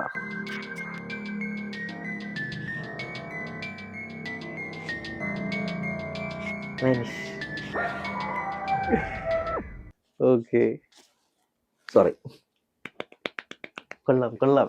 ഞെട്ടിച്ചു, രണ്ടാമതായിട്ട് ഞെട്ടിച്ചു. അപ്പൊ ഇനി മാജിക്, ഒരുപാട് മാജിക് ചെയ്യാൻ പറയാൻ എനിക്ക് ആഗ്രഹമുണ്ട്. പക്ഷെ സമയം ഒരു പ്രശ്നമാണ് തീർച്ചയായും. പക്ഷെ ഒരാളെ സന്തോഷിപ്പിക്കാൻ കഴിയാന്ന് പറഞ്ഞാൽ അത് ഏറ്റവും വലിയൊരു അച്ചീവ്മെന്റ് ആയിട്ട് വിശ്വസിക്കുന്ന ഒരാളാണ് ഞാൻ. വല്ലാതെ സന്തോഷിച്ചു. താങ്കൾ ലൈഫിൽ ഏറ്റവും മറക്കാൻ പറ്റാത്ത സന്തോഷിച്ചൊരു മൊമെന്റ് ഏതാണ്? മൊമെന്റ്സ് എന്ന് പറയുന്നത് രണ്ടെണ്ണം പറയാം. രണ്ടും കുട്ടികൾ വെച്ചിട്ടാണ്. ഒരുപാടെണ്ണം ഉണ്ടെങ്കിലും മനസ്സിൽ തങ്ങി നിൽക്കുന്ന രണ്ടെണ്ണം ഉണ്ട് മറക്കാൻ പറ്റാത്തത്. ആദ്യത്തേത് പറയണമെങ്കിൽ, ഞാൻ കുട്ടികളെ ക്യാമ്പുകളിൽ സ്ഥിരം ഒരു RP-ആണ്, റിസോഴ്സ് പേഴ്സൺ ആണ്. പ്രത്യേകിച്ച് കുട്ടികളെ എങ്ങനെ പഠിപ്പിക്കണം എന്ന് അവരെ പഠിപ്പിക്കാൻ കൂടെ നിൽക്കുന്ന ഒരു വ്യക്തിയാണ്. അപ്പോൾ അതിനകത്ത് നമ്മുടെ പാറ്റേൺ കളിപ്പിച്ച് പഠിക്കുക എന്നുള്ളതാണ്, കളിപ്പിച്ച് പഠിപ്പിക്കുക എന്നുള്ളതാണ്. അപ്പോൾ ഞാൻ വർക്ക് ചെയ്ത സ്കൂളിൽ ഞാനാണ് പാർക്ക് ഉണ്ടാക്കിയത്. ഞാനവിടെ ചെല്ലുമ്പോൾ ഒരു ഊഞ്ഞാല്, ഒരു സീസ, ഒരു സ്ലൈഡ്, ഇതാണ് അവിടെ ഉണ്ടായിരുന്നത്. സാർ അന്നത്തെ ചെയർമാൻ്റെ അടുത്ത് മിസ്റ്റർ ഷിബു സ്ഥിരമായി ഇങ്ങനെ പറഞ്ഞ് എന്നെ ശല്യം സഹിക്കാൻ വയ്യാതെ പാർക്ക് സെറ്റ് ചെയ്തു. സാധനം വാങ്ങിച്ചിട്ട് ഞാൻ തന്നെ ഒറ്റയ്ക്ക് വെൽഡ് ചെയ്താണ് ഞാൻ ആ പാർക്ക് ഉണ്ടാക്കുന്നത്. അപ്പോൾ ഞങ്ങൾ ചെയ്തതെന്ന് വെച്ച് കഴിഞ്ഞാൽ, അതിനകത്ത് ചെറിയ ചെറിയ സ്പീക്കറുകൾ ഓരോ പ്ലേ എക്യുപ്മെന്റിന്റെ അടിയിൽ വെച്ചിട്ട് കുട്ടികളെ ടീച്ചർ അന്ന് പഠിപ്പിക്കുന്ന അർദ്ധംസ് അവർ കളിക്കുമ്പോൾ ഇവിടെ ചെറിയ വെള്ളത്തിൽ പ്ലേ ചെയ്യും. അപ്പൊ ഇവർ പോലും അറിയാതെ ഇവരിത് മുളും. കളിച്ച് കഴിയുമ്പോൾ ഇവരിത് പഠിക്കും. നല്ലൊരു ടെക്നിക്കാണ്. അത് പോസിബിൾ ആക്കാൻ പറ്റുന്ന ഒരു കാര്യമാണ്. അങ്ങനെ മിക്കവാറും ചേട്ടൻ അങ്ങനെ ഞാനൊരിക്കൽ ഒരു സ്ഥലത്ത് ക്യാമ്പൊക്കെ കഴിഞ്ഞു കുറെ കാലം. സത്യം ഞാൻ ആ ക്യാമ്പ് ഏതെന്നോ ആ കുട്ടിയെന്നോ എനിക്കൊന്നും അറിയില്ല. എനിക്കൊരു കോൾ, ഹലോ താഹ സാറല്ലേ? ഞാൻ പറഞ്ഞു അതെ. സാറേ ഞാൻ വിനീത്, ഓർമ്മയുണ്ടോ? പെട്ടെന്ന് മനസ്സിലായില്ല. ഇവന്റെ ശബ്ദം കേട്ടിട്ട് ഇല്ലാന്ന് പറയാൻ പറ്റുന്നില്ല. സാറ് പത്തനംതിട്ട ഇന്ന സ്ഥലത്ത് ക്യാമ്പിന് വന്നിരുന്നില്ലേ? ഞാൻ പറഞ്ഞു അതെ. അവിടെ ഉണ്ടായിരുന്നതാണ്. ആ സാറേ ഞാൻ ഒരു സന്തോഷം പറയാനാണ് വിളിച്ചത്. എന്ത് പറഞ്ഞേ? സാറേ ഞാനൊരു ക്ലാസ്മേറ്റിന്റെ നോട്ട്ബുക്ക് വാങ്ങിച്ചു. എൻ്റെ മനസ്സിൽ സന്തോഷിക്കാനുള്ള കാര്യം എന്ത്? പക്ഷെ ഇവനത് പറഞ്ഞു തീർന്നപ്പോഴാണ് അവൻ്റെ ഹാപ്പിനെസ് എനിക്ക് കിട്ടിയത്. അതായത് നമ്മൾ ഈ പ്ലാസ്റ്റിക് ഒഴിവാക്കുക എന്നുള്ള ഒരു കൺസെപ്റ്റിൽ പേപ്പർ ബാഗ് ഉണ്ടാക്കാൻ പഠിപ്പിച്ചു. ന്യൂസ് പേപ്പർ കൊണ്ട് പേപ്പർ ബാഗ് ഉണ്ടാക്കാൻ പഠിപ്പിച്ചു. അപ്പോൾ ഈ പയ്യൻ്റെ ഏറ്റവും വലിയ ആഗ്രഹം ക്ലാസ്മേറ്റ്സിന് നോട്ട്ബുക്ക് വാങ്ങണം എന്നുള്ളതാണ്. അവൻ ബുക്ക് വെച്ചിട്ട് വെച്ചാൽ ക്ലാസ്മേറ്റ് വാങ്ങണേ. ഇത് പറയുമ്പോൾ കാര്യം പറയാണ്, ബിക്കോസ് ഇപ്പൊ ക്ലാസ്മേറ്റ്സ് നോട്ട്ബുക്കിന്റെ ആ ഒരു വാല്യൂ, അല്ലെങ്കിൽ ആ കുട്ടികൾക്ക്, പുതിയ കുട്ടികൾക്ക് അതിന്റെ ഒരു വാല്യൂ അറിയില്ല. പക്ഷെ അന്ന് ക്ലാസ്മേറ്റ് നോട്ട്ബുക്ക് എന്ന് പറഞ്ഞാൽ അതൊരു വേറൊരു വികാരം തന്നെയാണ്. ഇപ്പൊ ഒരുപാട് ബുക്സ് ഇറങ്ങിയിട്ടുണ്ട്. അപ്പോൾ അച്ഛൻ കൂലിപ്പണിക്കാരനാണ്. അദ്ദേഹം ചെല്ലുമ്പോൾ ക്ലാസ്മേറ്റ്സിന്റെ ഒരു നോട്ട്ബുക്കിന്റെ പൈസക്ക് മറ്റേ ബുക്ക് 2 or 3 കിട്ടും. അദ്ദേഹം അത് വാങ്ങിച്ചുകൊണ്ട് വരും. ഓരോ പ്രാവശ്യം ഇവൻ്റെ മനസ്സ് നിരാശയിലേക്ക് പോയിക്കൊണ്ടിരിക്കുകയാണ്. ഇവൻ കടയിൽ പോയ സമയത്ത് കടക്കാരൻ ഒരാളുടെ പേപ്പർ ബാഗിനെ പറ്റി സംസാരിക്കുന്നു. പ്ലാസ്റ്റിക് ചെക്കിങ് വരുന്നുണ്ട്, പേപ്പർ ബാഗ് വേണമെന്നൊക്കെ പറഞ്ഞുകൊണ്ട്. അപ്പോൾ ഇവൻ ചോദിച്ചു, മാമ പേപ്പർ ബാഗ് മാമൻ ഞാൻ തന്നാൽ എടുക്കുമോ? നിനക്ക് എവിടെ നിന്ന്? ഞാൻ ഉണ്ടാക്കും. എങ്കിൽ ഉണ്ടാക്കിക്കൊണ്ടോ നോക്കട്ടെ. ഇവൻ ബാഗ് ഉണ്ടാക്കി കൊണ്ടുകൊടുത്ത് അയാൾക്ക് ഇഷ്ടപ്പെട്ടു. അങ്ങനെ ഇവൻ അടുത്ത വീട്ടിലൊക്കെ പോയി ന്യൂസ് പേപ്പർ കളക്ട് ചെയ്ത് ബാഗ് ഉണ്ടാക്കും. ഓക്കെ. ഈ ബാഗിന് പകരമായിട്ട് അയാൾ ഇവനൊരു ക്ലാസ്മേറ്റ് സെൻറ്റർ ബുക്ക് കൊടുത്തു. Barter system. ആ ബുക്കിൻ്റെ ആ സന്തോഷമാണ് അവൻ എന്നെ വിളിച്ച് പറഞ്ഞത്. എനിക്ക് നല്ല ഉറപ്പുണ്ട് അവൻ ആ ബുക്ക് ഇന്നും അവൻ സൂക്ഷിക്കും. അതിൻ്റെ കോർണർ മടങ്ങാതെ അഴുക്ക് വിട്ടാതെ അവനത് സൂക്ഷിക്കും എന്നുള്ള നല്ല ഉറപ്പുണ്ട്. കാരണം നമ്മൾ അധ്വാനിച്ച് വാങ്ങുന്നതിന് എന്നും മാനമുണ്ട്. ഞാൻ എപ്പോഴും പറയുന്നൊരു കാര്യമുണ്ട്, നമ്മുടെ കുട്ടികൾ ഈ പ്രത്യേകിച്ച് കണ്ണൂർ കാസർഗോഡൊക്കെ ഉള്ള പിള്ളേർക്ക് എനിക്ക് ഭയങ്കര ഇഷ്ടമാണ്. അവന്മാരെന്ന് പറയുന്നത് 8ാം ക്ലാസ് കഴിയുമ്പോൾ ഏറിയ പങ്കും ഏതെങ്കിലും ജ്യൂസ് കടയിൽ അവന്മാർ ഹെൽപ്പറായിട്ട് കയറും. 10ാം ക്ലാസ് എത്തുമ്പോഴത്തേക്കും അവന്മാർ പഠിച്ച് തെളിയും. ഈ ജ്യൂസ് ആ മേഖലയിൽ ജ്യൂസ്, ഷേക്ക്, ഫലൂഡ ഈ ഐറ്റംസ് ഇവന്മാർ തെളിയും. ഒരു +2 ഒക്കെ ആകുമ്പോഴത്തേക്കും ഇവന്മാർ ഒരു ഡെയിലി ഒരു 1000 രൂപ 1200 രൂപ ശമ്പളക്കാരനാവും. കാരണം അവർക്ക് അവരുടെ ജീവിതത്തോട് എന്നാൽ ആ പൈസ 200 രൂപയ്ക്ക് 100 രൂപയ്ക്ക് ആയിരിക്കും അവന്മാർ കയറുന്നത്. ഞാൻ ഒരുപാട് പേരെടുത്ത് ഇവിടെ മറൈൻ ഡ്രൈവിൽ തന്നെ പല പിള്ളേരുടെ സംസാരിക്കുമ്പോൾ ഏറിയ പങ്ക് കുട്ടികളും കണ്ണൂർ, കാസർഗോഡ്, തലശ്ശേരി ആ ഭാഗത്തൊക്കെ. അപ്പം എല്ലാം നല്ല അടിപൊളി പിള്ളേരുമാണ്. അവർ വെച്ചാൽ ഒരു 22-23 വയസ്സൊക്കെ ആകുമ്പോഴത്തേക്ക് വിവാഹം കഴിഞ്ഞ് അമ്മമാർ സെറ്റിലായി ഫുൾ അവർ ഓക്കെയാണ്. ശരിയാണ്. കണ്ണൂർ, കാസർഗോഡ് ടോപ്പിലേക്ക് പോയി അങ്ങനെയാണ് അമ്മമാർ. കാരണം ഒന്നുമില്ല, അവർക്ക് 10-40 വയസ്സാകുമ്പോഴത്തേക്കും അവരുടെ കുട്ടിയുടെ കല്യാണം അവർക്ക് കാണാൻ പറ്റും. എനിക്ക് അങ്ങനെ എന്നിട്ട് എൻ്റെ ഫ്രണ്ട്സ് ഉണ്ട്. ഓക്കെ. രണ്ടാമത്തെ കേസ് തിരുവനന്തപുരം RCCയിൽ ഞാൻ സ്ഥിരമായിട്ട് പ്രോഗ്രാം ചെയ്യാൻ പോകുമായിരുന്നു. അപ്പോൾ ഒരു പയ്യൻ അങ്കിൾ അങ്കിൾ അങ്കിൾ എന്ന് പറഞ്ഞ് നിൽക്കുന്ന ഒരു പയ്യൻ, അടുത്ത വർഷം ഞാൻ ഇവനെ കാണുന്നില്ല. അപ്പം എൻ്റെ മനസ്സിൽ സിസ്റ്റേഴ്സ് ചോദിക്കണം, കിട്ടുന്ന ആൻസർ നെഗറ്റീവ് ആണെങ്കിലോ. പക്ഷെ ഇവന്റെ ക്യൂരിയോസിറ്റി എനിക്ക് എന്നെ പിടിച്ചു കുടിക്കുന്നത്. ഞാൻ ചോദിച്ചു, അന്ന് വന്നപ്പോൾ ഒരു പയ്യൻ ഉണ്ടായിരുന്നത് വീട്ടിൽ പോയോ? ഞാൻ അങ്ങനെയാണ് ചോദിച്ചത്. അപ്പം നെല്ല് സാർ ICUലാണ്. ഇപ്പൊ കീമോ ഒക്കെ എടുത്ത് ചെറുക്കൻ ഇങ്ങനെ കിടക്കുകയാണ്. കൊച്ചു പയ്യൻ. എന്നെ കണ്ടത് ഇവന്റെ കണ്ണിലൊരു തിളക്കം, ഒരു ചിരിയും വന്നു. ഞാൻ ഇവരെ പെർമിഷനോട് കൂടി അവന്റെ അടുത്തിരുന്നുകൊണ്ട് അവനോട് എന്തുകൊണ്ട് മാജിക് കാണിച്ചു. അപ്പൊ അവനിൽ വന്നൊരു, അവന്റെ ഫേസിൽ വന്നൊരു മാറ്റം. എനിക്ക് സത്യം പറഞ്ഞാൽ ഈ 10-34 വർഷം മാജിക് ഫീൽഡിൽ ചെയ്തിട്ട് ഒരുപാട് പേര് ഒരുപാട് നല്ലത് പറഞ്ഞിട്ടുണ്ട്. അതിൻ്റെയൊക്കെ മുകളിൽ എന്നെ കൊണ്ട് കുഴിയിൽ വെക്കുന്നത് വരെ അതിൻ്റെയൊക്കെ മുകളിൽ ആ പയ്യന്റെ മുഖത്ത് വിരിഞ്ഞ ആ ചിരി എനിക്ക് കിട്ടിയ ഏറ്റവും വലിയ റെമ്യൂണറേഷനാണ്. ഞാൻ ഫ്രീ ആയിട്ടാണ് ഷോ ചെയ്തത്. എനിക്ക് കിട്ടുന്നത് ഏറ്റവും വലിയൊരു റെമ്യൂണറേഷനാണ് അവൻ്റെ ആ സ്മൈൽ എന്ന് പറയുന്നത്. കാരണം ആ വിളറി വെളുത്ത മുഖത്തൊരു ചിരി വന്നിട്ട് അവൻ ഇങ്ങനെ അങ്ങ് ആയത് അത് എനിക്ക് എങ്ങനെ പറയണമെന്ന് അറിയില്ല.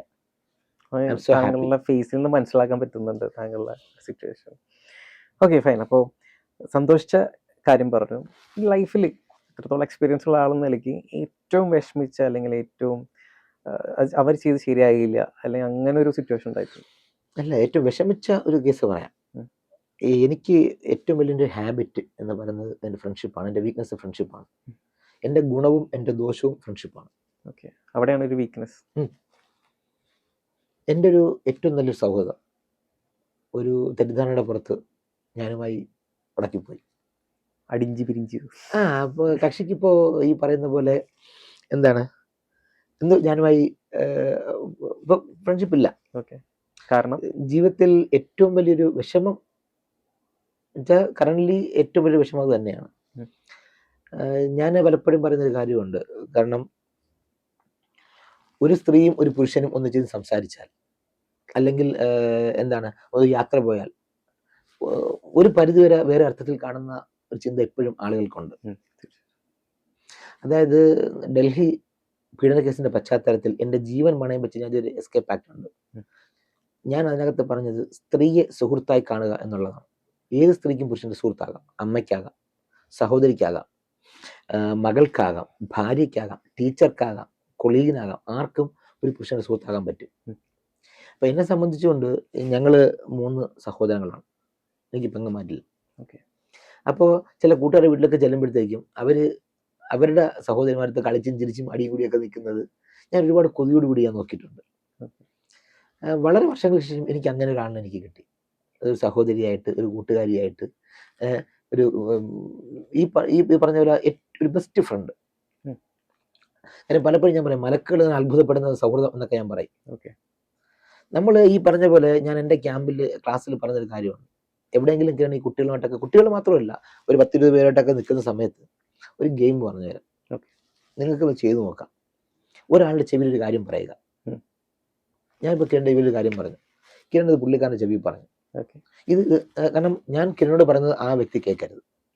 ഇതാണ് പാസ് ചെയ്ത് വരുമ്പോൾ ലാസ്റ്റ് ഒരു ബന്ധവുമില്ല. ഞാൻ മിക്കവാറും പറയുന്നത് കോഴിക്കോട് കടപ്പുറത്ത് ഒരു ആമയെ കിട്ടി, അല്ലെങ്കിൽ ഒരു ആമയെ കണ്ടു. ഇത് രണ്ടായിരിക്കും പറയുന്നത്. ഇത് 16ാമത്തെ ആണ്ട് ചെവിയിലെത്തിയപ്പോൾ ഹൈദരാബാദ് ബിരിയാണിക്ക് എരി കൂടുതലാണെന്നാണ് എനിക്ക് കിട്ടിയത്. ചെയ്ത് നോക്കിക്കോ. പിന്നെ വേറെയുണ്ട്. അമേരിക്ക ഭീകര ജീവിയാണ്. ഞാൻ പറഞ്ഞത് കോഴിക്കോട് കടപ്പുറത്ത് ഒരു ആമയെ കണ്ടു. അത് മാറി അമേരിക്ക ഭീകര ജീവിയാണ്. ആമ അമേരിക്കയായി, കടപ്പുറം ഭീകരമായി. ഈ പറഞ്ഞ കാര്യം നമ്മുടെ ഡേ ടു ഡേ ലൈഫിൽ നടന്ന കാര്യമാണ്. അപ്പൊ ഈ പറഞ്ഞ പോലെ ഇപ്പൊ ഞാൻ അന്ന് ഈ പറഞ്ഞ പോലെ എനിക്ക് സത്യം ഞാൻ ഒരു വലിയൊരു കുറ്റബോധമുണ്ട്. കാരണം കക്ഷിയുടെ ഒരു അത്യാവശ്യ ഒരു ആവശ്യത്തിന് എന്നെ വിളിച്ചിട്ട് എനിക്ക് പോകാൻ പറ്റിയിട്ടില്ല. അപ്പൊ പുള്ളിക്ക് അതൊരു വലിയൊരു ബുദ്ധിമുട്ടായൊരു, ഞാൻ ചെല്ലാത്തോണ്ട് വലിയൊരു ബുദ്ധിമുട്ടായിട്ടുണ്ട്. അപ്പൊ അതിന്റെ ഒരു വിഷമവും കുറ്റബോധം എനിക്കുണ്ട്. പക്ഷേ ഈ പറഞ്ഞ പോലെ ഒരു പൊസസീവ്നെസ്സിന്റെ ഒരു ഇതായിട്ടൊക്കെ വന്നപ്പോഴത്തേക്കും ഞാൻ കക്ഷിയുടെ ഒരു റിലേറ്റീവിനെ ഞാൻ കണ്ടു, സംസാരിച്ചു. ഞാൻ എൻ്റെ ജീവിതത്തെ പറ്റി ഏറ്റവും വലിയൊരു ഒരു തെറ്റ് അല്ലെങ്കിൽ ഒരു അബദ്ധം അല്ലെങ്കിൽ ചെയ്യാൻ പാടില്ലായിരുന്നു. ഇപ്പം ഈ ടൈം ക്ലോക്ക് കൊണ്ടുവരുന്ന ഞാൻ അവിടെ പോയി ഞാൻ അത് തിരിക്കുമായിരുന്നു. പക്ഷെ അത് ഈ പറഞ്ഞ് അത് വേറൊരു ലെവലിലേക്ക് മാറി. ജീവിതത്തിൽ ഏറ്റവും നല്ലൊരു സൗഹൃദം അവിടെ കൊണ്ട് തീർന്നു എന്ന് പറയാം. ഇന്നും അതിൻ്റെ പേരിൽ ഒരുപാട് ബുദ്ധിമുട്ടുകൾ കക്ഷിക്കുണ്ട്. അതുകൊണ്ടായിരിക്കാം ഞാനുമായിട്ടുള്ള സൗഹൃദം. പക്ഷേ ഈ പറഞ്ഞ പോലെ, കാരണം ഞാൻ എൻ്റെ വിശേഷങ്ങളും സന്തോഷങ്ങളൊക്കെ ഞാൻ പങ്കിട്ടുള്ളത് എൻ്റെ മമ്മിയുടെ അടുത്താണ്. ഒരു ദിവസം രാത്രി ഒരാളെ കൊണ്ട്, ഒരു കുട്ടിയെ കൊണ്ട് ഹോസ്പിറ്റലിൽ പോയി തിരിച്ച് വന്ന് മമ്മി എപ്പോഴും ഉറങ്ങാതിരിക്കുകയാണ്. ഞാൻ തലവേദന എടുത്ത് നേരത്തെ കിടന്നത്, എന്നെ വിളിക്കണ്ട എന്ന് പറഞ്ഞാണ്. അപ്പം ഒരു കുട്ടിക്ക് ഇതേപോലെ ഹോസ്പിറ്റലിൽ പനി കൂടിയിട്ട് ഹോസ്പിറ്റലിൽ വണ്ടി കിട്ടില്ല പറഞ്ഞുകൊണ്ട് മമ്മിയുടെ ഫോണിൽ വിളിച്ചു. അങ്ങനെ എന്നെ പറഞ്ഞു വിട്ടു. അപ്പൊ ഞാൻ ഹോസ്പിറ്റലിൽ എന്നെ വിളിക്കുന്നത് തലവേദന കുറഞ്ഞ കൊച്ചിന് എങ്ങനെയുണ്ട്, തലവേദന കൂടുതൽ നീ കാഷ്വാലിറ്റി കാണിച്ചോ എന്നൊക്കെ പറഞ്ഞൊക്കെ ഞാൻ തിരിച്ചുവരും കക്ഷി ഉറങ്ങാതിരിക്കുകയാണ്. ഞാൻ പിന്നെ കിടക്കാം, രാവിലെ പോകാനുള്ളതല്ല. അപ്പം എനിക്ക് സ്കൂളിൽ പോകാനുള്ള ഫുഡൊക്കെ തയ്യാറാക്കണം. രാവിലെ എൻ്റെ ജ്യേഷ്ഠൻ്റെ വൈഫിൻ്റെ വിളി കേട്ട് ഓടി ചെല്ലുമ്പോൾ കാർഡിയാക് അറസ്റ്റ്. മമ്മി അടുക്കളയിൽ കസേരയിലിരുന്ന് എനിക്ക് കൊണ്ടുപോകാനുള്ള മലക്കറി അറിഞ്ഞുകൊണ്ടിരുന്ന ആള് അവിടെ മറിഞ്ഞു കിടക്കുകയാണ്. അമ്മയും കൊണ്ട് നേരെ ഹോസ്പിറ്റലിൽ പോയി. ഡോക്ടർ എൻ്റെ അടുത്താണ് പറയുന്നത് കഴിഞ്ഞു. എന്ത് ചെയ്യണമെന്ന് അറിയില്ല, കാരണം ഫുൾ ബ്ലാക്ക് ആയിപ്പോയി. അപ്പോഴും ഞാൻ ഫോൺ എടുത്ത് എൻ്റെ ഫ്രണ്ടിനെയാണ് വിളിക്കുന്നത്. ഞാൻ പൊട്ടിപ്പോയി. പുള്ളിക്കാരുടെ ഹസ്ബൻഡാണ് ഫോൺ എടുത്തത്. അപ്പം അദ്ദേഹം കക്ഷിയെ ഫോൺ കൊടുത്തിട്ട് പറയുന്നു എന്തോന്ന് ആൾ കരയുന്നു എന്നൊക്കെ പറഞ്ഞത്. അപ്പം തിരിച്ചു വന്നു. മമ്മി അടുത്ത ദിവസം നടക്കുന്നു, ജ്യേഷ്ഠൻ ഭരണമായിരുന്നു. മമ്മി അടക്കിയ ശേഷം വീട്ടിൽ ഒരു പേരയുണ്ട്, അതിൻ്റെ മുകളിൽ ഒരു കസേരയിൽ ഇങ്ങനെ അടുത്ത കസേര കാല് വെച്ച് ഞാനിങ്ങനെ ഇരിക്കുകയാണ്. ഇവരെല്ലാവരും ഒന്ന് വിളിക്കുന്നു, അകത്തോട്ട് കയറാൻ വിളിക്കുന്നു, ഒക്കെ വിളിക്കുന്നു. അപ്പോഴൊക്കെ ഞാൻ അവിടെ തന്നെ ഇരിക്കുകയാണ്. പക്ഷേ പിന്നെ എന്നെ വിളിക്കുന്നത് പുള്ളിക്കാരൻ ഹസ്ബൻഡ് ചെല്ലാണ് എന്നെ വിളിക്കുന്നത്. സത്യം പറഞ്ഞാൽ ഈ വേനലിൽ ഉണങ്ങി വരേണ്ട ചെടിയിലേക്ക് ഒരു പുതുമഴ പെയ്തൊരു പ്രതീതിയായിരുന്നു. അപ്പം എന്നെ സംസാരിച്ച് എന്നെ അതിനകത്ത്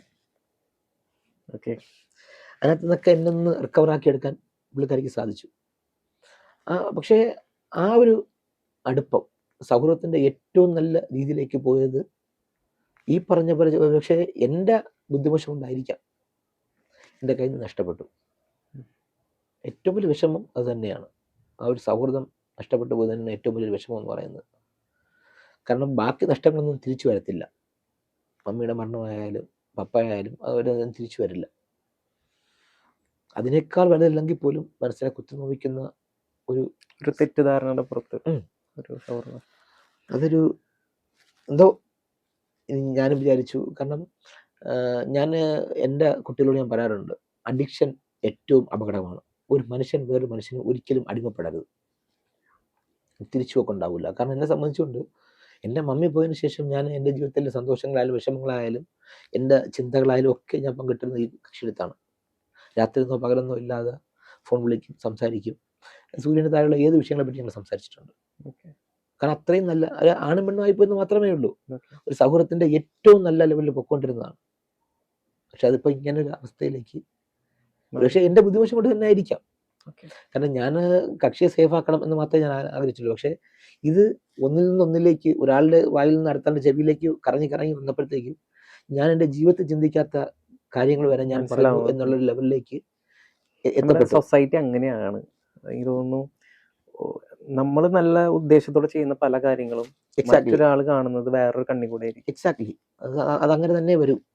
പക്ഷേ എന്തെങ്കിലും തെറ്റിദ്ധാരണ മാറും എന്ന് കരുതുന്നു. എന്തായാലും തീർച്ചയായിട്ടും താങ്കൾ ഒരു നല്ല വ്യക്തിയാണെങ്കിൽ ആ തെറ്റുകാരൻ എന്തായാലും അവരുടെ മാറും. അത് ഇന്നല്ലെങ്കിൽ നാളെ അത് സമയമാകുമ്പോൾ മാറട്ടെ എന്ന് ഞാൻ ആഗ്രഹിക്കുന്നു. ഓക്കെ, അപ്പൊ നമ്മള് കുറച്ച് സെന്റിമെന്റലായി പോയി. ആരെങ്കിലും sorry. അത് കുഴപ്പമില്ല, റിലാക്സ്. ഇനിയിപ്പോ നമുക്ക് ടോപ്പിക്കിന് ചെറുതായിട്ട് ഡീവിയേറ്റ് ചെയ്യാം. താങ്കൾ ഒരു ബ്ലഡ് ഡൊണേറ്റർ കൂടിയാണല്ലോ. ഇപ്പോഴത്തെ ഈ കുട്ടികളുടെ ഇടയിൽ ബ്ലഡ് ഡൊണേഷൻ നടക്കുന്നുണ്ടോ, അല്ലെങ്കിൽ അതിനെ പറ്റി ഒരു അവയർനെസ്? അതായത് എനിക്കൊരു ഷോപ്പുണ്ട്. ഉം. ഞാൻ നേരത്തെ സംസാരിച്ചു. സംസാരിച്ചു. ഒരു variety street food hub, midnight variety street food hub Varkala മൈതാനത്താണ്. 7 മണി മുതൽ 2 മണി വരെ. അതെ.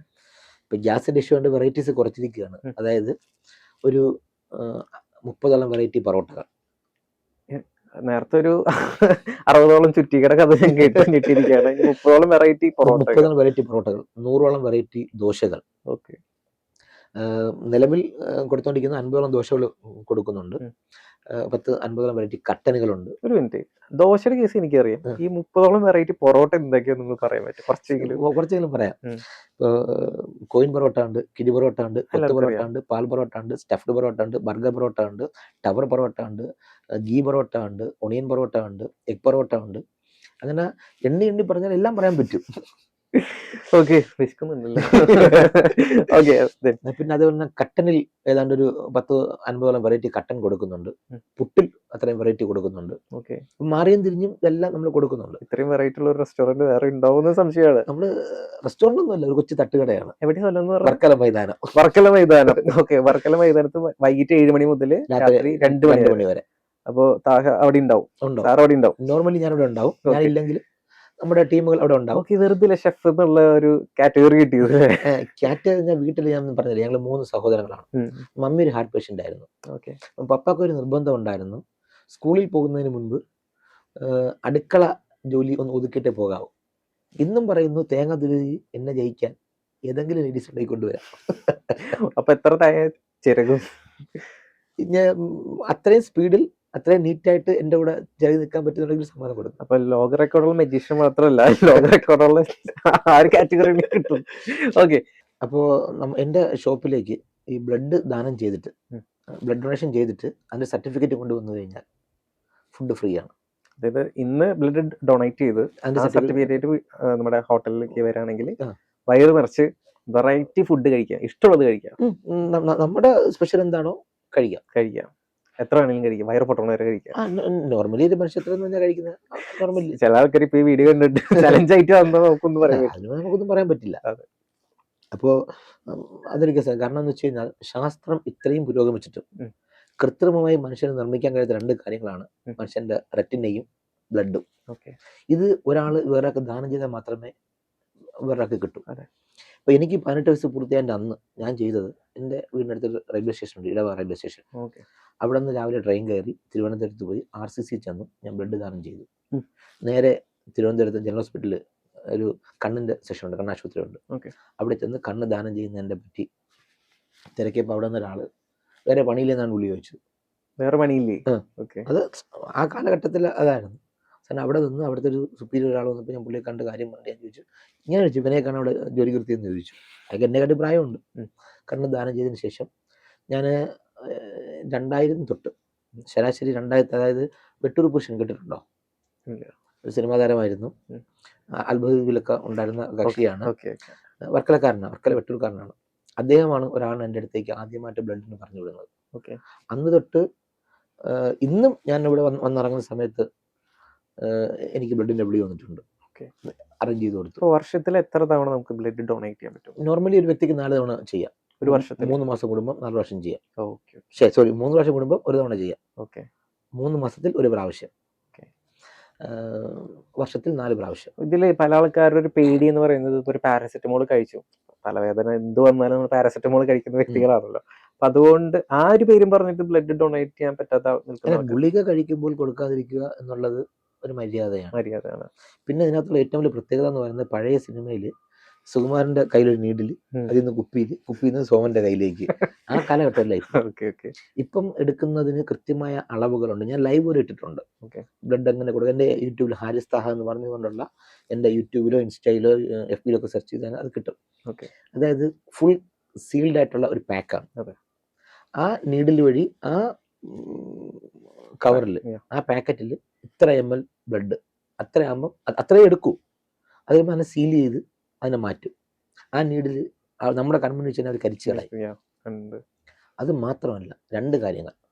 1000കണക്കിന് രൂപ വില വരുന്ന ടെസ്റ്റുകൾ നമ്മുടെ ബ്ലഡിൽ അവർ ചെയ്യും. അതിന് മുമ്പ് ഒരു റിപ്പോർട്ട് ഉണ്ടായിരുന്നു, ബോംബെ പോലുള്ള റെയിൽവേ സ്റ്റേഷൻ കേന്ദ്രീകരിച്ചുകൊണ്ട് എയ്ഡ്സ് ക്ലബ് ഉണ്ട് എന്നുള്ളത്. അതായത് നമ്മുടെയൊക്കെ ചിന്ത എയ്ഡ്സ് വരുന്നത് ശാരീരികമായിട്ടുള്ള ഒരു റിലേഷൻഷിപ്പിലൂടെയാണ് എന്നുള്ളത്. പക്ഷെ അതിനൊക്കെ അപ്പുറം ട്രെയിൻ വന്ന് നിൽക്കുമ്പോൾ ഈ ആൾക്കാർ അവരുടെ ബോഡിയിലേക്ക് ഒരു നീഡിൽ കുത്തി ഇറക്കിയിട്ട് ഈ നീഡിൽ ബാഗിന്റെ മൂലയിലേക്ക് തള്ളി വെക്കും. പോകുന്ന ആൾക്കാരുടെ ദേഹത്തിന് ഓരച്ചുകൊണ്ട് അങ്ങ് പോകും. സോറി, എന്റെ ഒരു പേടിയായിരുന്നു. ഞാൻ ബാംഗ്ലൂരാണ് PG ചെയ്തത്. ആ സമയത്തൊക്കെ ഈ വാർത്ത വന്നിട്ടുണ്ട്. ഈ സൂചി വന്നിട്ട് നമ്മുടെ മുട്ടു സൂചി നമ്മുടെ മേത്ത് കുത്തും, പിന്നെ നമ്മളൊരു HIV ആയി മാറും.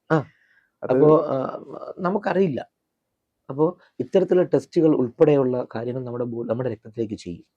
നമ്മൾ 3 മാസം കൂടുമ്പോൾ പോയി 1000 മുതൽ 5000 രൂപയുള്ള ടെസ്റ്റുകൾ ചെയ്യാറുണ്ട്. വല്ല അസുഖം വന്ന് നിർബന്ധിച്ചാൽ മാത്രം ടെസ്റ്റ് ചെയ്യും. അപ്പോൾ അത്രയും ടെസ്റ്റുകൾ നമ്മുടെ ബോഡിയിലേക്ക് കിട്ടും എന്നുള്ളത് ഒന്നാമത്തെ കാര്യം. രണ്ടാമത്തെ കാര്യം, ഈ ബ്ലഡിനെ 4 ആയിട്ട് തരംതിരിക്കും എന്നുള്ളതാണ്. അതായത് നമ്മൾ കൊടുക്കുന്ന ബ്ലഡ് 4 പേഷ്യൻസിനാണ് എത്തുന്നത്. അതറിയാമോ? കേട്ടിട്ടുണ്ട്.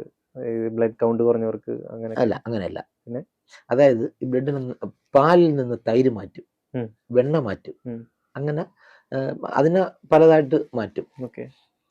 പനീർ ഉൾപ്പെടെയുള്ള കാര്യങ്ങൾ പാലിൽ നിന്ന് എടുക്കും. ബ്ലഡിനെ 4 ആയിട്ട് തരംതിരിക്കും. Plasma, platelet, RBC red blood cells, WBC white blood cells. Normally ഇത് 4ൽ ഏതെങ്കിലും ഒന്ന് മതിയാകും ഒരു പേഷ്യന്റിന്. ഇത് 4 പേർക്കാണ് ബ്ലഡ് എത്തുന്നത്. പിന്നെ എന്നെ അവിടെ ചില ഹോസ്പിറ്റലിൽ പറഞ്ഞു വെച്ചിട്ടുള്ളത്, ഞാൻ പാലിയേറ്റീവ് പേഷ്യന്റിന്, ഞാൻ എൻ്റെ ജീവിതത്തിൽ നിന്ന് ഈ നിമിഷം വരെയും ഒരു സിഗരറ്റ് വലിച്ചിട്ടില്ല, പാൻ മസാല ഉപയോഗിച്ചിട്ടില്ല, ബീർ വഴി ഞാൻ കുടിച്ചിട്ടില്ല. 99ൽ പ്ലാച്ചിമയുടെ സമരത്തിന് ഐക്യദാർഢ്യം പ്രഖ്യാപിച്ചുകൊണ്ട് കോള ഐറ്റംസ് ഫുള്ള് ജീവിതത്തിൽ ഒഴിവാക്കിയ ഒരാളാണ് ഞാൻ.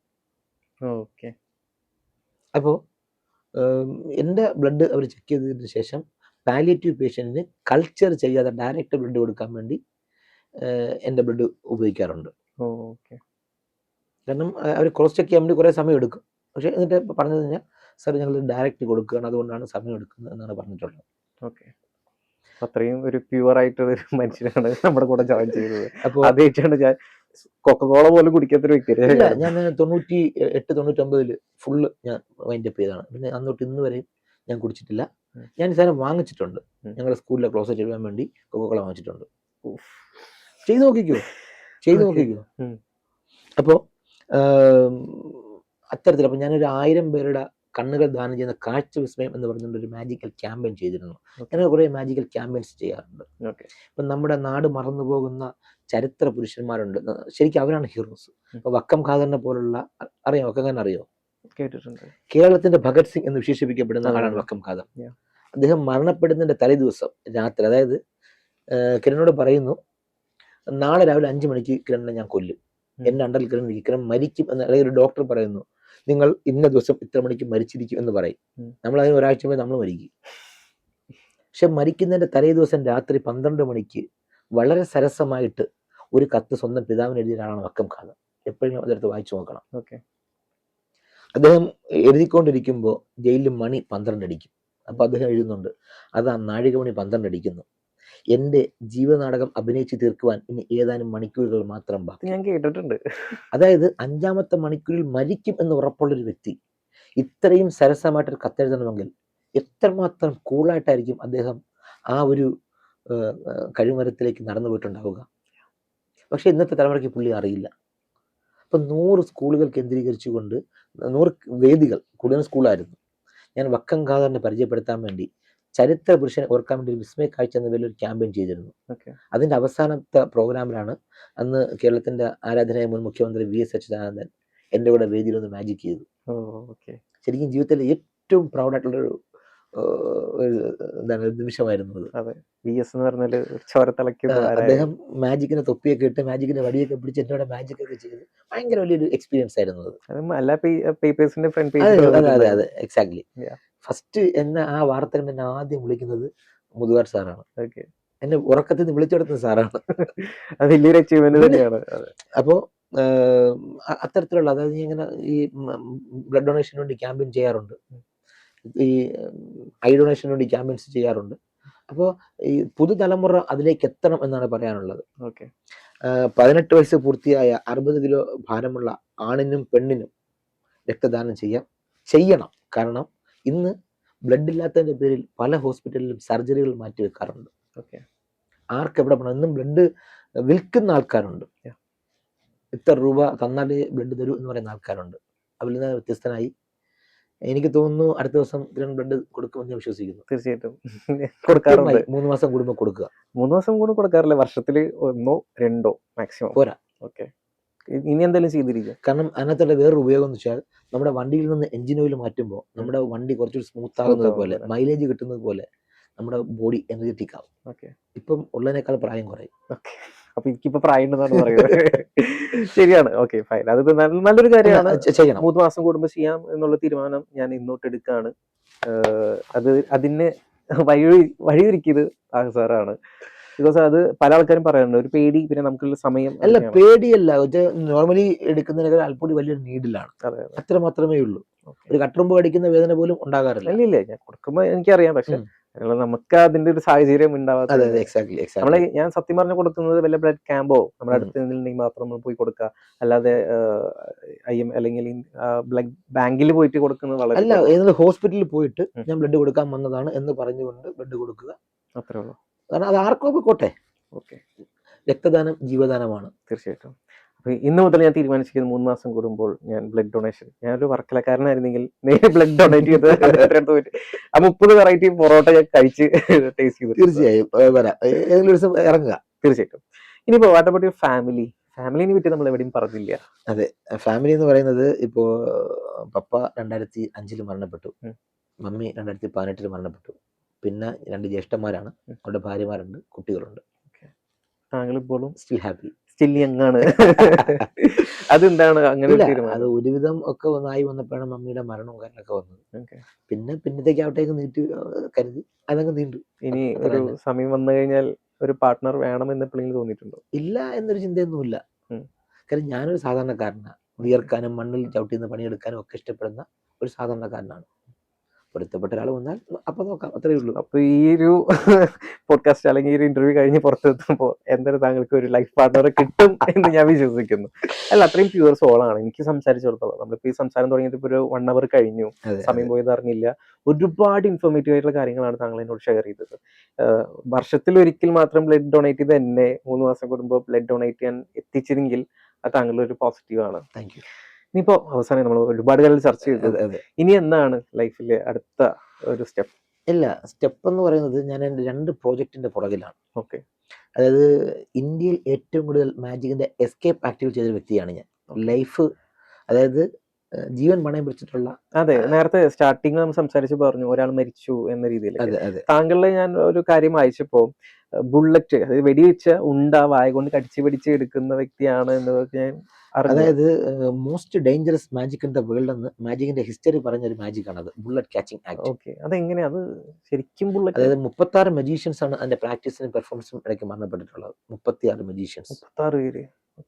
മാജിക്കില് എപ്പോഴും ട്രാജഡീസ് ഉണ്ടാവാറുണ്ട്. താങ്കളുടെ ജീവിതത്തിൽ അങ്ങനെ ഒരു ട്രാജഡി ഉണ്ടായിട്ടുണ്ടോ? ഇല്ല, ഇതുവരെ അങ്ങനെ വന്നില്ല. കാരണം ഞാൻ അത്രയ്ക്ക് ഹോംവർക്ക് ചെയ്തിട്ടാണ് കയറുന്നത്. അതിനുവേണ്ടിയാണ് വീട്ടിൽ തന്നെ സ്റ്റേജ് തന്നെ ഞാൻ സെറ്റ് ചെയ്തെടുത്തിട്ടുള്ളത്. ഓക്കെ. അപ്പോൾ പ്രാക്ടീസ് ആണ് ഒരു മജീഷ്യനെ 100% പ്രാക്ടീസ് മാത്രമേ ഉള്ളൂ.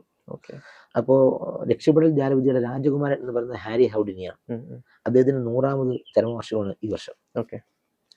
അപ്പോൾ അദ്ദേഹത്തിൻ്റെ ഒരു ഓർമ്മ ദിവസം ഒരു വളരെ വ്യത്യസ്തമായിട്ടുള്ളൊരു പരിപാടി അത്രയും വ്യത്യസ്തമായ രീതിയിൽ ലോകമറിയുന്ന രീതിയിൽ ചെയ്യാനുള്ള ഒരു തയ്യാറെടുപ്പിലാണ്. എന്നാണത്? ഒക്ടോബർ 31. അപ്പോൾ 2026 ഒക്ടോബർ 31 എല്ലാവരും നോക്കിക്കൊണ്ടിരിക്കുകയാണ് താങ്കളൊരു മൈൻഡ് ബ്ലോവിങ് എസ്കേപ്പ് കാണാൻ വേണ്ടിയിട്ട്. തീർച്ചയായും അതൊരു അതിനെപ്പറ്റി കൂടുതൽ ഡീറ്റെയിൽസ് ഇപ്പം നമ്മൾ പുറത്താക്കുന്നില്ല. പക്ഷേ ലോകത്തിൽ ഇത് ആരും ചെയ്യാത്ത രീതിയിലുള്ള ഒരു സാധനം. എവിടെ വെച്ചാണ് ഈ പ്രോഗ്രാം? തിരുവനന്തപുരത്ത് ചന്ദ്രശേഖര സ്റ്റേഡിയമാണ് പ്ലാൻ ചെയ്യുന്നത്. അപ്പൊ അതൊരു എക്സ്ക്ലൂസീവ് കണ്ടന്റും കൂടിയാണ്. തീർച്ചയായും ഇവിടെയാണ് ഫസ്റ്റ് അത് പറയുന്നത്. 100%. അതിനകത്ത് നമ്മൾ ചീഫ് ഗസ്റ്റ് ആയിട്ട് നോക്കുന്നത് നമ്മുടെ തമിഴ്നാട് CM-നെയാണ്. ഓ, അത് ഇപ്പോഴാണ് ഞാൻ റിവീൽ ചെയ്യുന്നത്. ഓക്കെ. കാരണം അങ്ങനത്തെ ഒരു പ്രോഗ്രാം ആയിരിക്കും അത്. അത് ഇല്ലാത്തൊരു ക്രൗഡ് സൃഷ്ടിക്കാനുള്ള സാധ്യതയുണ്ട്. കാരണം മുമ്പൊരു പ്രോഗ്രാമിൽ പ്ലാൻ ചെയ്തപ്പോൾ നമ്മൾ 3 സ്റ്റേറ്റിലെ CM-മാർ പങ്കെടുക്കണം എന്ന് ആഗ്രഹിച്ചുകൊണ്ടൊരു പരിപാടി പ്ലാൻ ചെയ്തതാണ്. പക്ഷേ അതിന്റെ ചെറിയ സാങ്കേതിക പ്രശ്നത്തിൽ അത് പോയതാണ്. പക്ഷെ ഇതെന്തായാലും 2026 ഒക്ടോബർ 31 ഒരു മൈൻഡ് ബ്ലോയിങ് എസ്കേപ്പിനൊപ്പം തന്നെ നമ്മളെല്ലാവരും ആരാധിക്കുന്ന ഒരു CM കൂടിയായ വിജയ് സാറാണ് വരാൻ പോകുന്നത്. അല്ല, അത് പൂർണ്ണമായ ഉറപ്പ് നമുക്ക് കിട്ടിയിട്ടില്ല. അദ്ദേഹം ബന്ധപ്പെട്ടിട്ടുണ്ട്. പക്ഷെ അത് എന്തായാലും നടക്കാൻ വേണ്ടി ഞാൻ ഇപ്പോൾ തന്നെ പ്രാർത്ഥിച്ചു തുടങ്ങി. സെക്കൻഡ് പ്രൊജക്ട് എന്താണ്? സെക്കൻഡ് പ്രൊജക്ട് ഞാൻ എന്റെ റെഗുലർ ഷോ ഉണ്ട്. ഇപ്പൊ ഷോ ഒരു പുതിയ ഡയമെൻഷനിലോട്ട് മാറുകയാണ്. കാരണം നേരത്തെ ഒരു ബിഗ് ബഡ്ജറ്റ് ഷോ ആണ് ചെയ്തുകൊണ്ടിരുന്നത്. അതായത് 30ഓളം ആർട്ടിസ്റ്റുകൾ, 4 മുതൽ 8 ടൺ വരെ മാജിക് എക്യുപ്മെന്റ്സ്, 3 വണ്ടി, ഇതൊക്കെയായിരുന്നു. അപ്പോൾ സാധാരണക്കാരായിട്ടുള്ള സംഘാടകർക്ക് പ്രോഗ്രാം അഫോർഡബിൾ അല്ല എന്നൊരു പരാതി വന്നിട്ട് ഞാനൊരു കോവിഡിന് ശേഷം ഒരു പോർട്ടബിൾ ഇല്യൂഷൻ ഷോ സെറ്റ് ചെയ്തിരുന്നു. അപ്പോൾ അതിനൊരു പുതിയ തലത്തിലേക്ക്, അതായത് ഒരു മെയിനായിട്ട് 2 പ്രോഗ്രാം, ഒരു 1 മാൻ ഷോ നമ്മൾ സ്കൂളുകൾക്കും ക്ലബ്ബുകൾക്കും വേണ്ടി ചെയ്യുന്നുണ്ട്, അത് കൂട്ടുന്നില്ല. അതൊരു ചെറിയ ബഡ്ജറ്റുള്ള ഒരു പ്രോഗ്രാം ആയിരിക്കും. പിന്നെ ഒരു 25 രൂപയ്ക്ക് 25,000 രൂപയ്ക്ക് ഒരു പ്രോഗ്രാം, 50,000 രൂപയ്ക്ക് ഒരു പ്രോഗ്രാം. ഓക്കെ. അതായത് 2 പാക്കേജ്. പിന്നെ മൂന്നാമത്തത് നമ്മളങ്ങനെ പാക്കേജ് ആയിട്ട് കൂട്ടുന്നില്ല, അത് സ്കൂളുകൾക്കും ചെറിയ ക്ലബ്ബുകൾക്കൊക്കെ വേണ്ടി വരുന്ന ഒരു പ്രോഗ്രാമാണ്. അപ്പൊ 3 പ്രൊജക്ടുകളാണ് ഉള്ളത്. അപ്പൊ 3 സംഘാടകരുടെ ബഡ്ജറ്റിനനുസരിച്ച് കൊണ്ടുള്ള, എനിക്ക് തോന്നുന്നു വേൾഡിൽ അങ്ങനെ വരാനും ചെയ്തിട്ടില്ല. ഓക്കെ. ഒന്നൊരു 15 രൂപ ലെവൽ വരുന്ന സ്കൂളുകൾക്കും ക്ലബ്ബുകൾക്കും വേണ്ടിയുള്ള ഒരു പ്രോഗ്രാം, അത് 2 ഒരു portable illusion show, 2 normal show. അങ്ങനെ 3 പ്രോഗ്രാമാണ് നിലവിൽ ഇതായിട്ടുള്ളത്. നോർമലി ഇതൊക്കെ തന്നെയാണ് നമ്മുടെ കാര്യങ്ങളെന്ന് പറയുന്നത്. ഓക്കെ. ഇനി നമ്മൾ കുറേ കാര്യങ്ങൾ സംസാരിച്ചു, ഒരുപാട് അറിവുകൾ നേടി, എന്നെ മാറ്റിയെടുക്കാൻ പറ്റി, ലോകത്തെ മാറ്റിയെടുക്കാൻ പറ്റട്ടെ എന്ന് ഞാൻ ആശംസിക്കുന്നു. അവസാനമായിട്ട് നമ്മുടെ പ്രേക്ഷകരോട് എന്താണ് പറയാനുള്ളത്?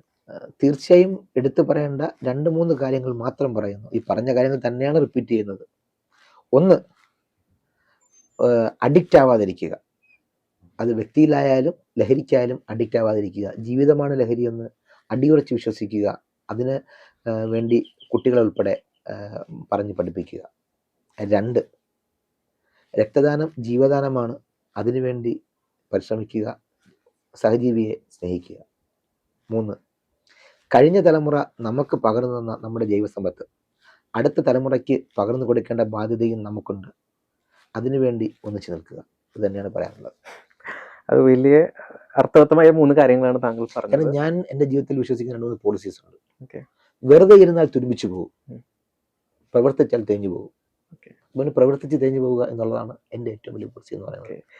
അപ്പോൾ താങ്കൾ പ്രവർത്തിച്ച് തേഞ്ഞൊപ്പം തന്നെ എല്ലാം തിളങ്ങി പോട്ടെ എന്ന് ആശംസിക്കുന്നു. ഇതുവരെ തിളക്കി, ഇനിയുള്ള വർഷങ്ങൾ, ഇനിയുള്ള ലൈഫ് സ്പാനിൽ ഒരുപാട് കാര്യങ്ങൾ അച്ചീവ് ചെയ്യട്ടെ, ഒരുപാട് മാറ്റങ്ങൾ കൊണ്ടുവരാൻ സാധിക്കട്ടെ എന്ന് ഞാൻ ആശംസിക്കുന്നു. വർക്കലയിൽ നിന്ന് നമ്മുടെ സ്റ്റുഡിയോയിൽ വന്ന് താങ്കൾ വിലപ്പെട്ട സമയം, താങ്കൾ തിരക്കുള്ള മനുഷ്യനാണെന്ന് എനിക്കറിയാം, ഒരുപാട് കാര്യങ്ങൾ ചെയ്യുന്ന ഒരു വ്യക്തിയാണ്. ആ ഒരു സമയം മൊത്തം നമുക്ക് വേണ്ടി സ്പെൻഡ് ചെയ്തു, ഒരുപാട് കാര്യങ്ങൾ പറഞ്ഞു തന്നതിലും ഒരുപാട് നന്ദി ഉണ്ട്. നമുക്ക് വീണ്ടും കണ്ടുമുട്ടാനുള്ള സാഹചര്യം ഉണ്ടാവട്ടെ. തീർച്ചയായും. And wish you all the best and thank you for joining with us. Thank you.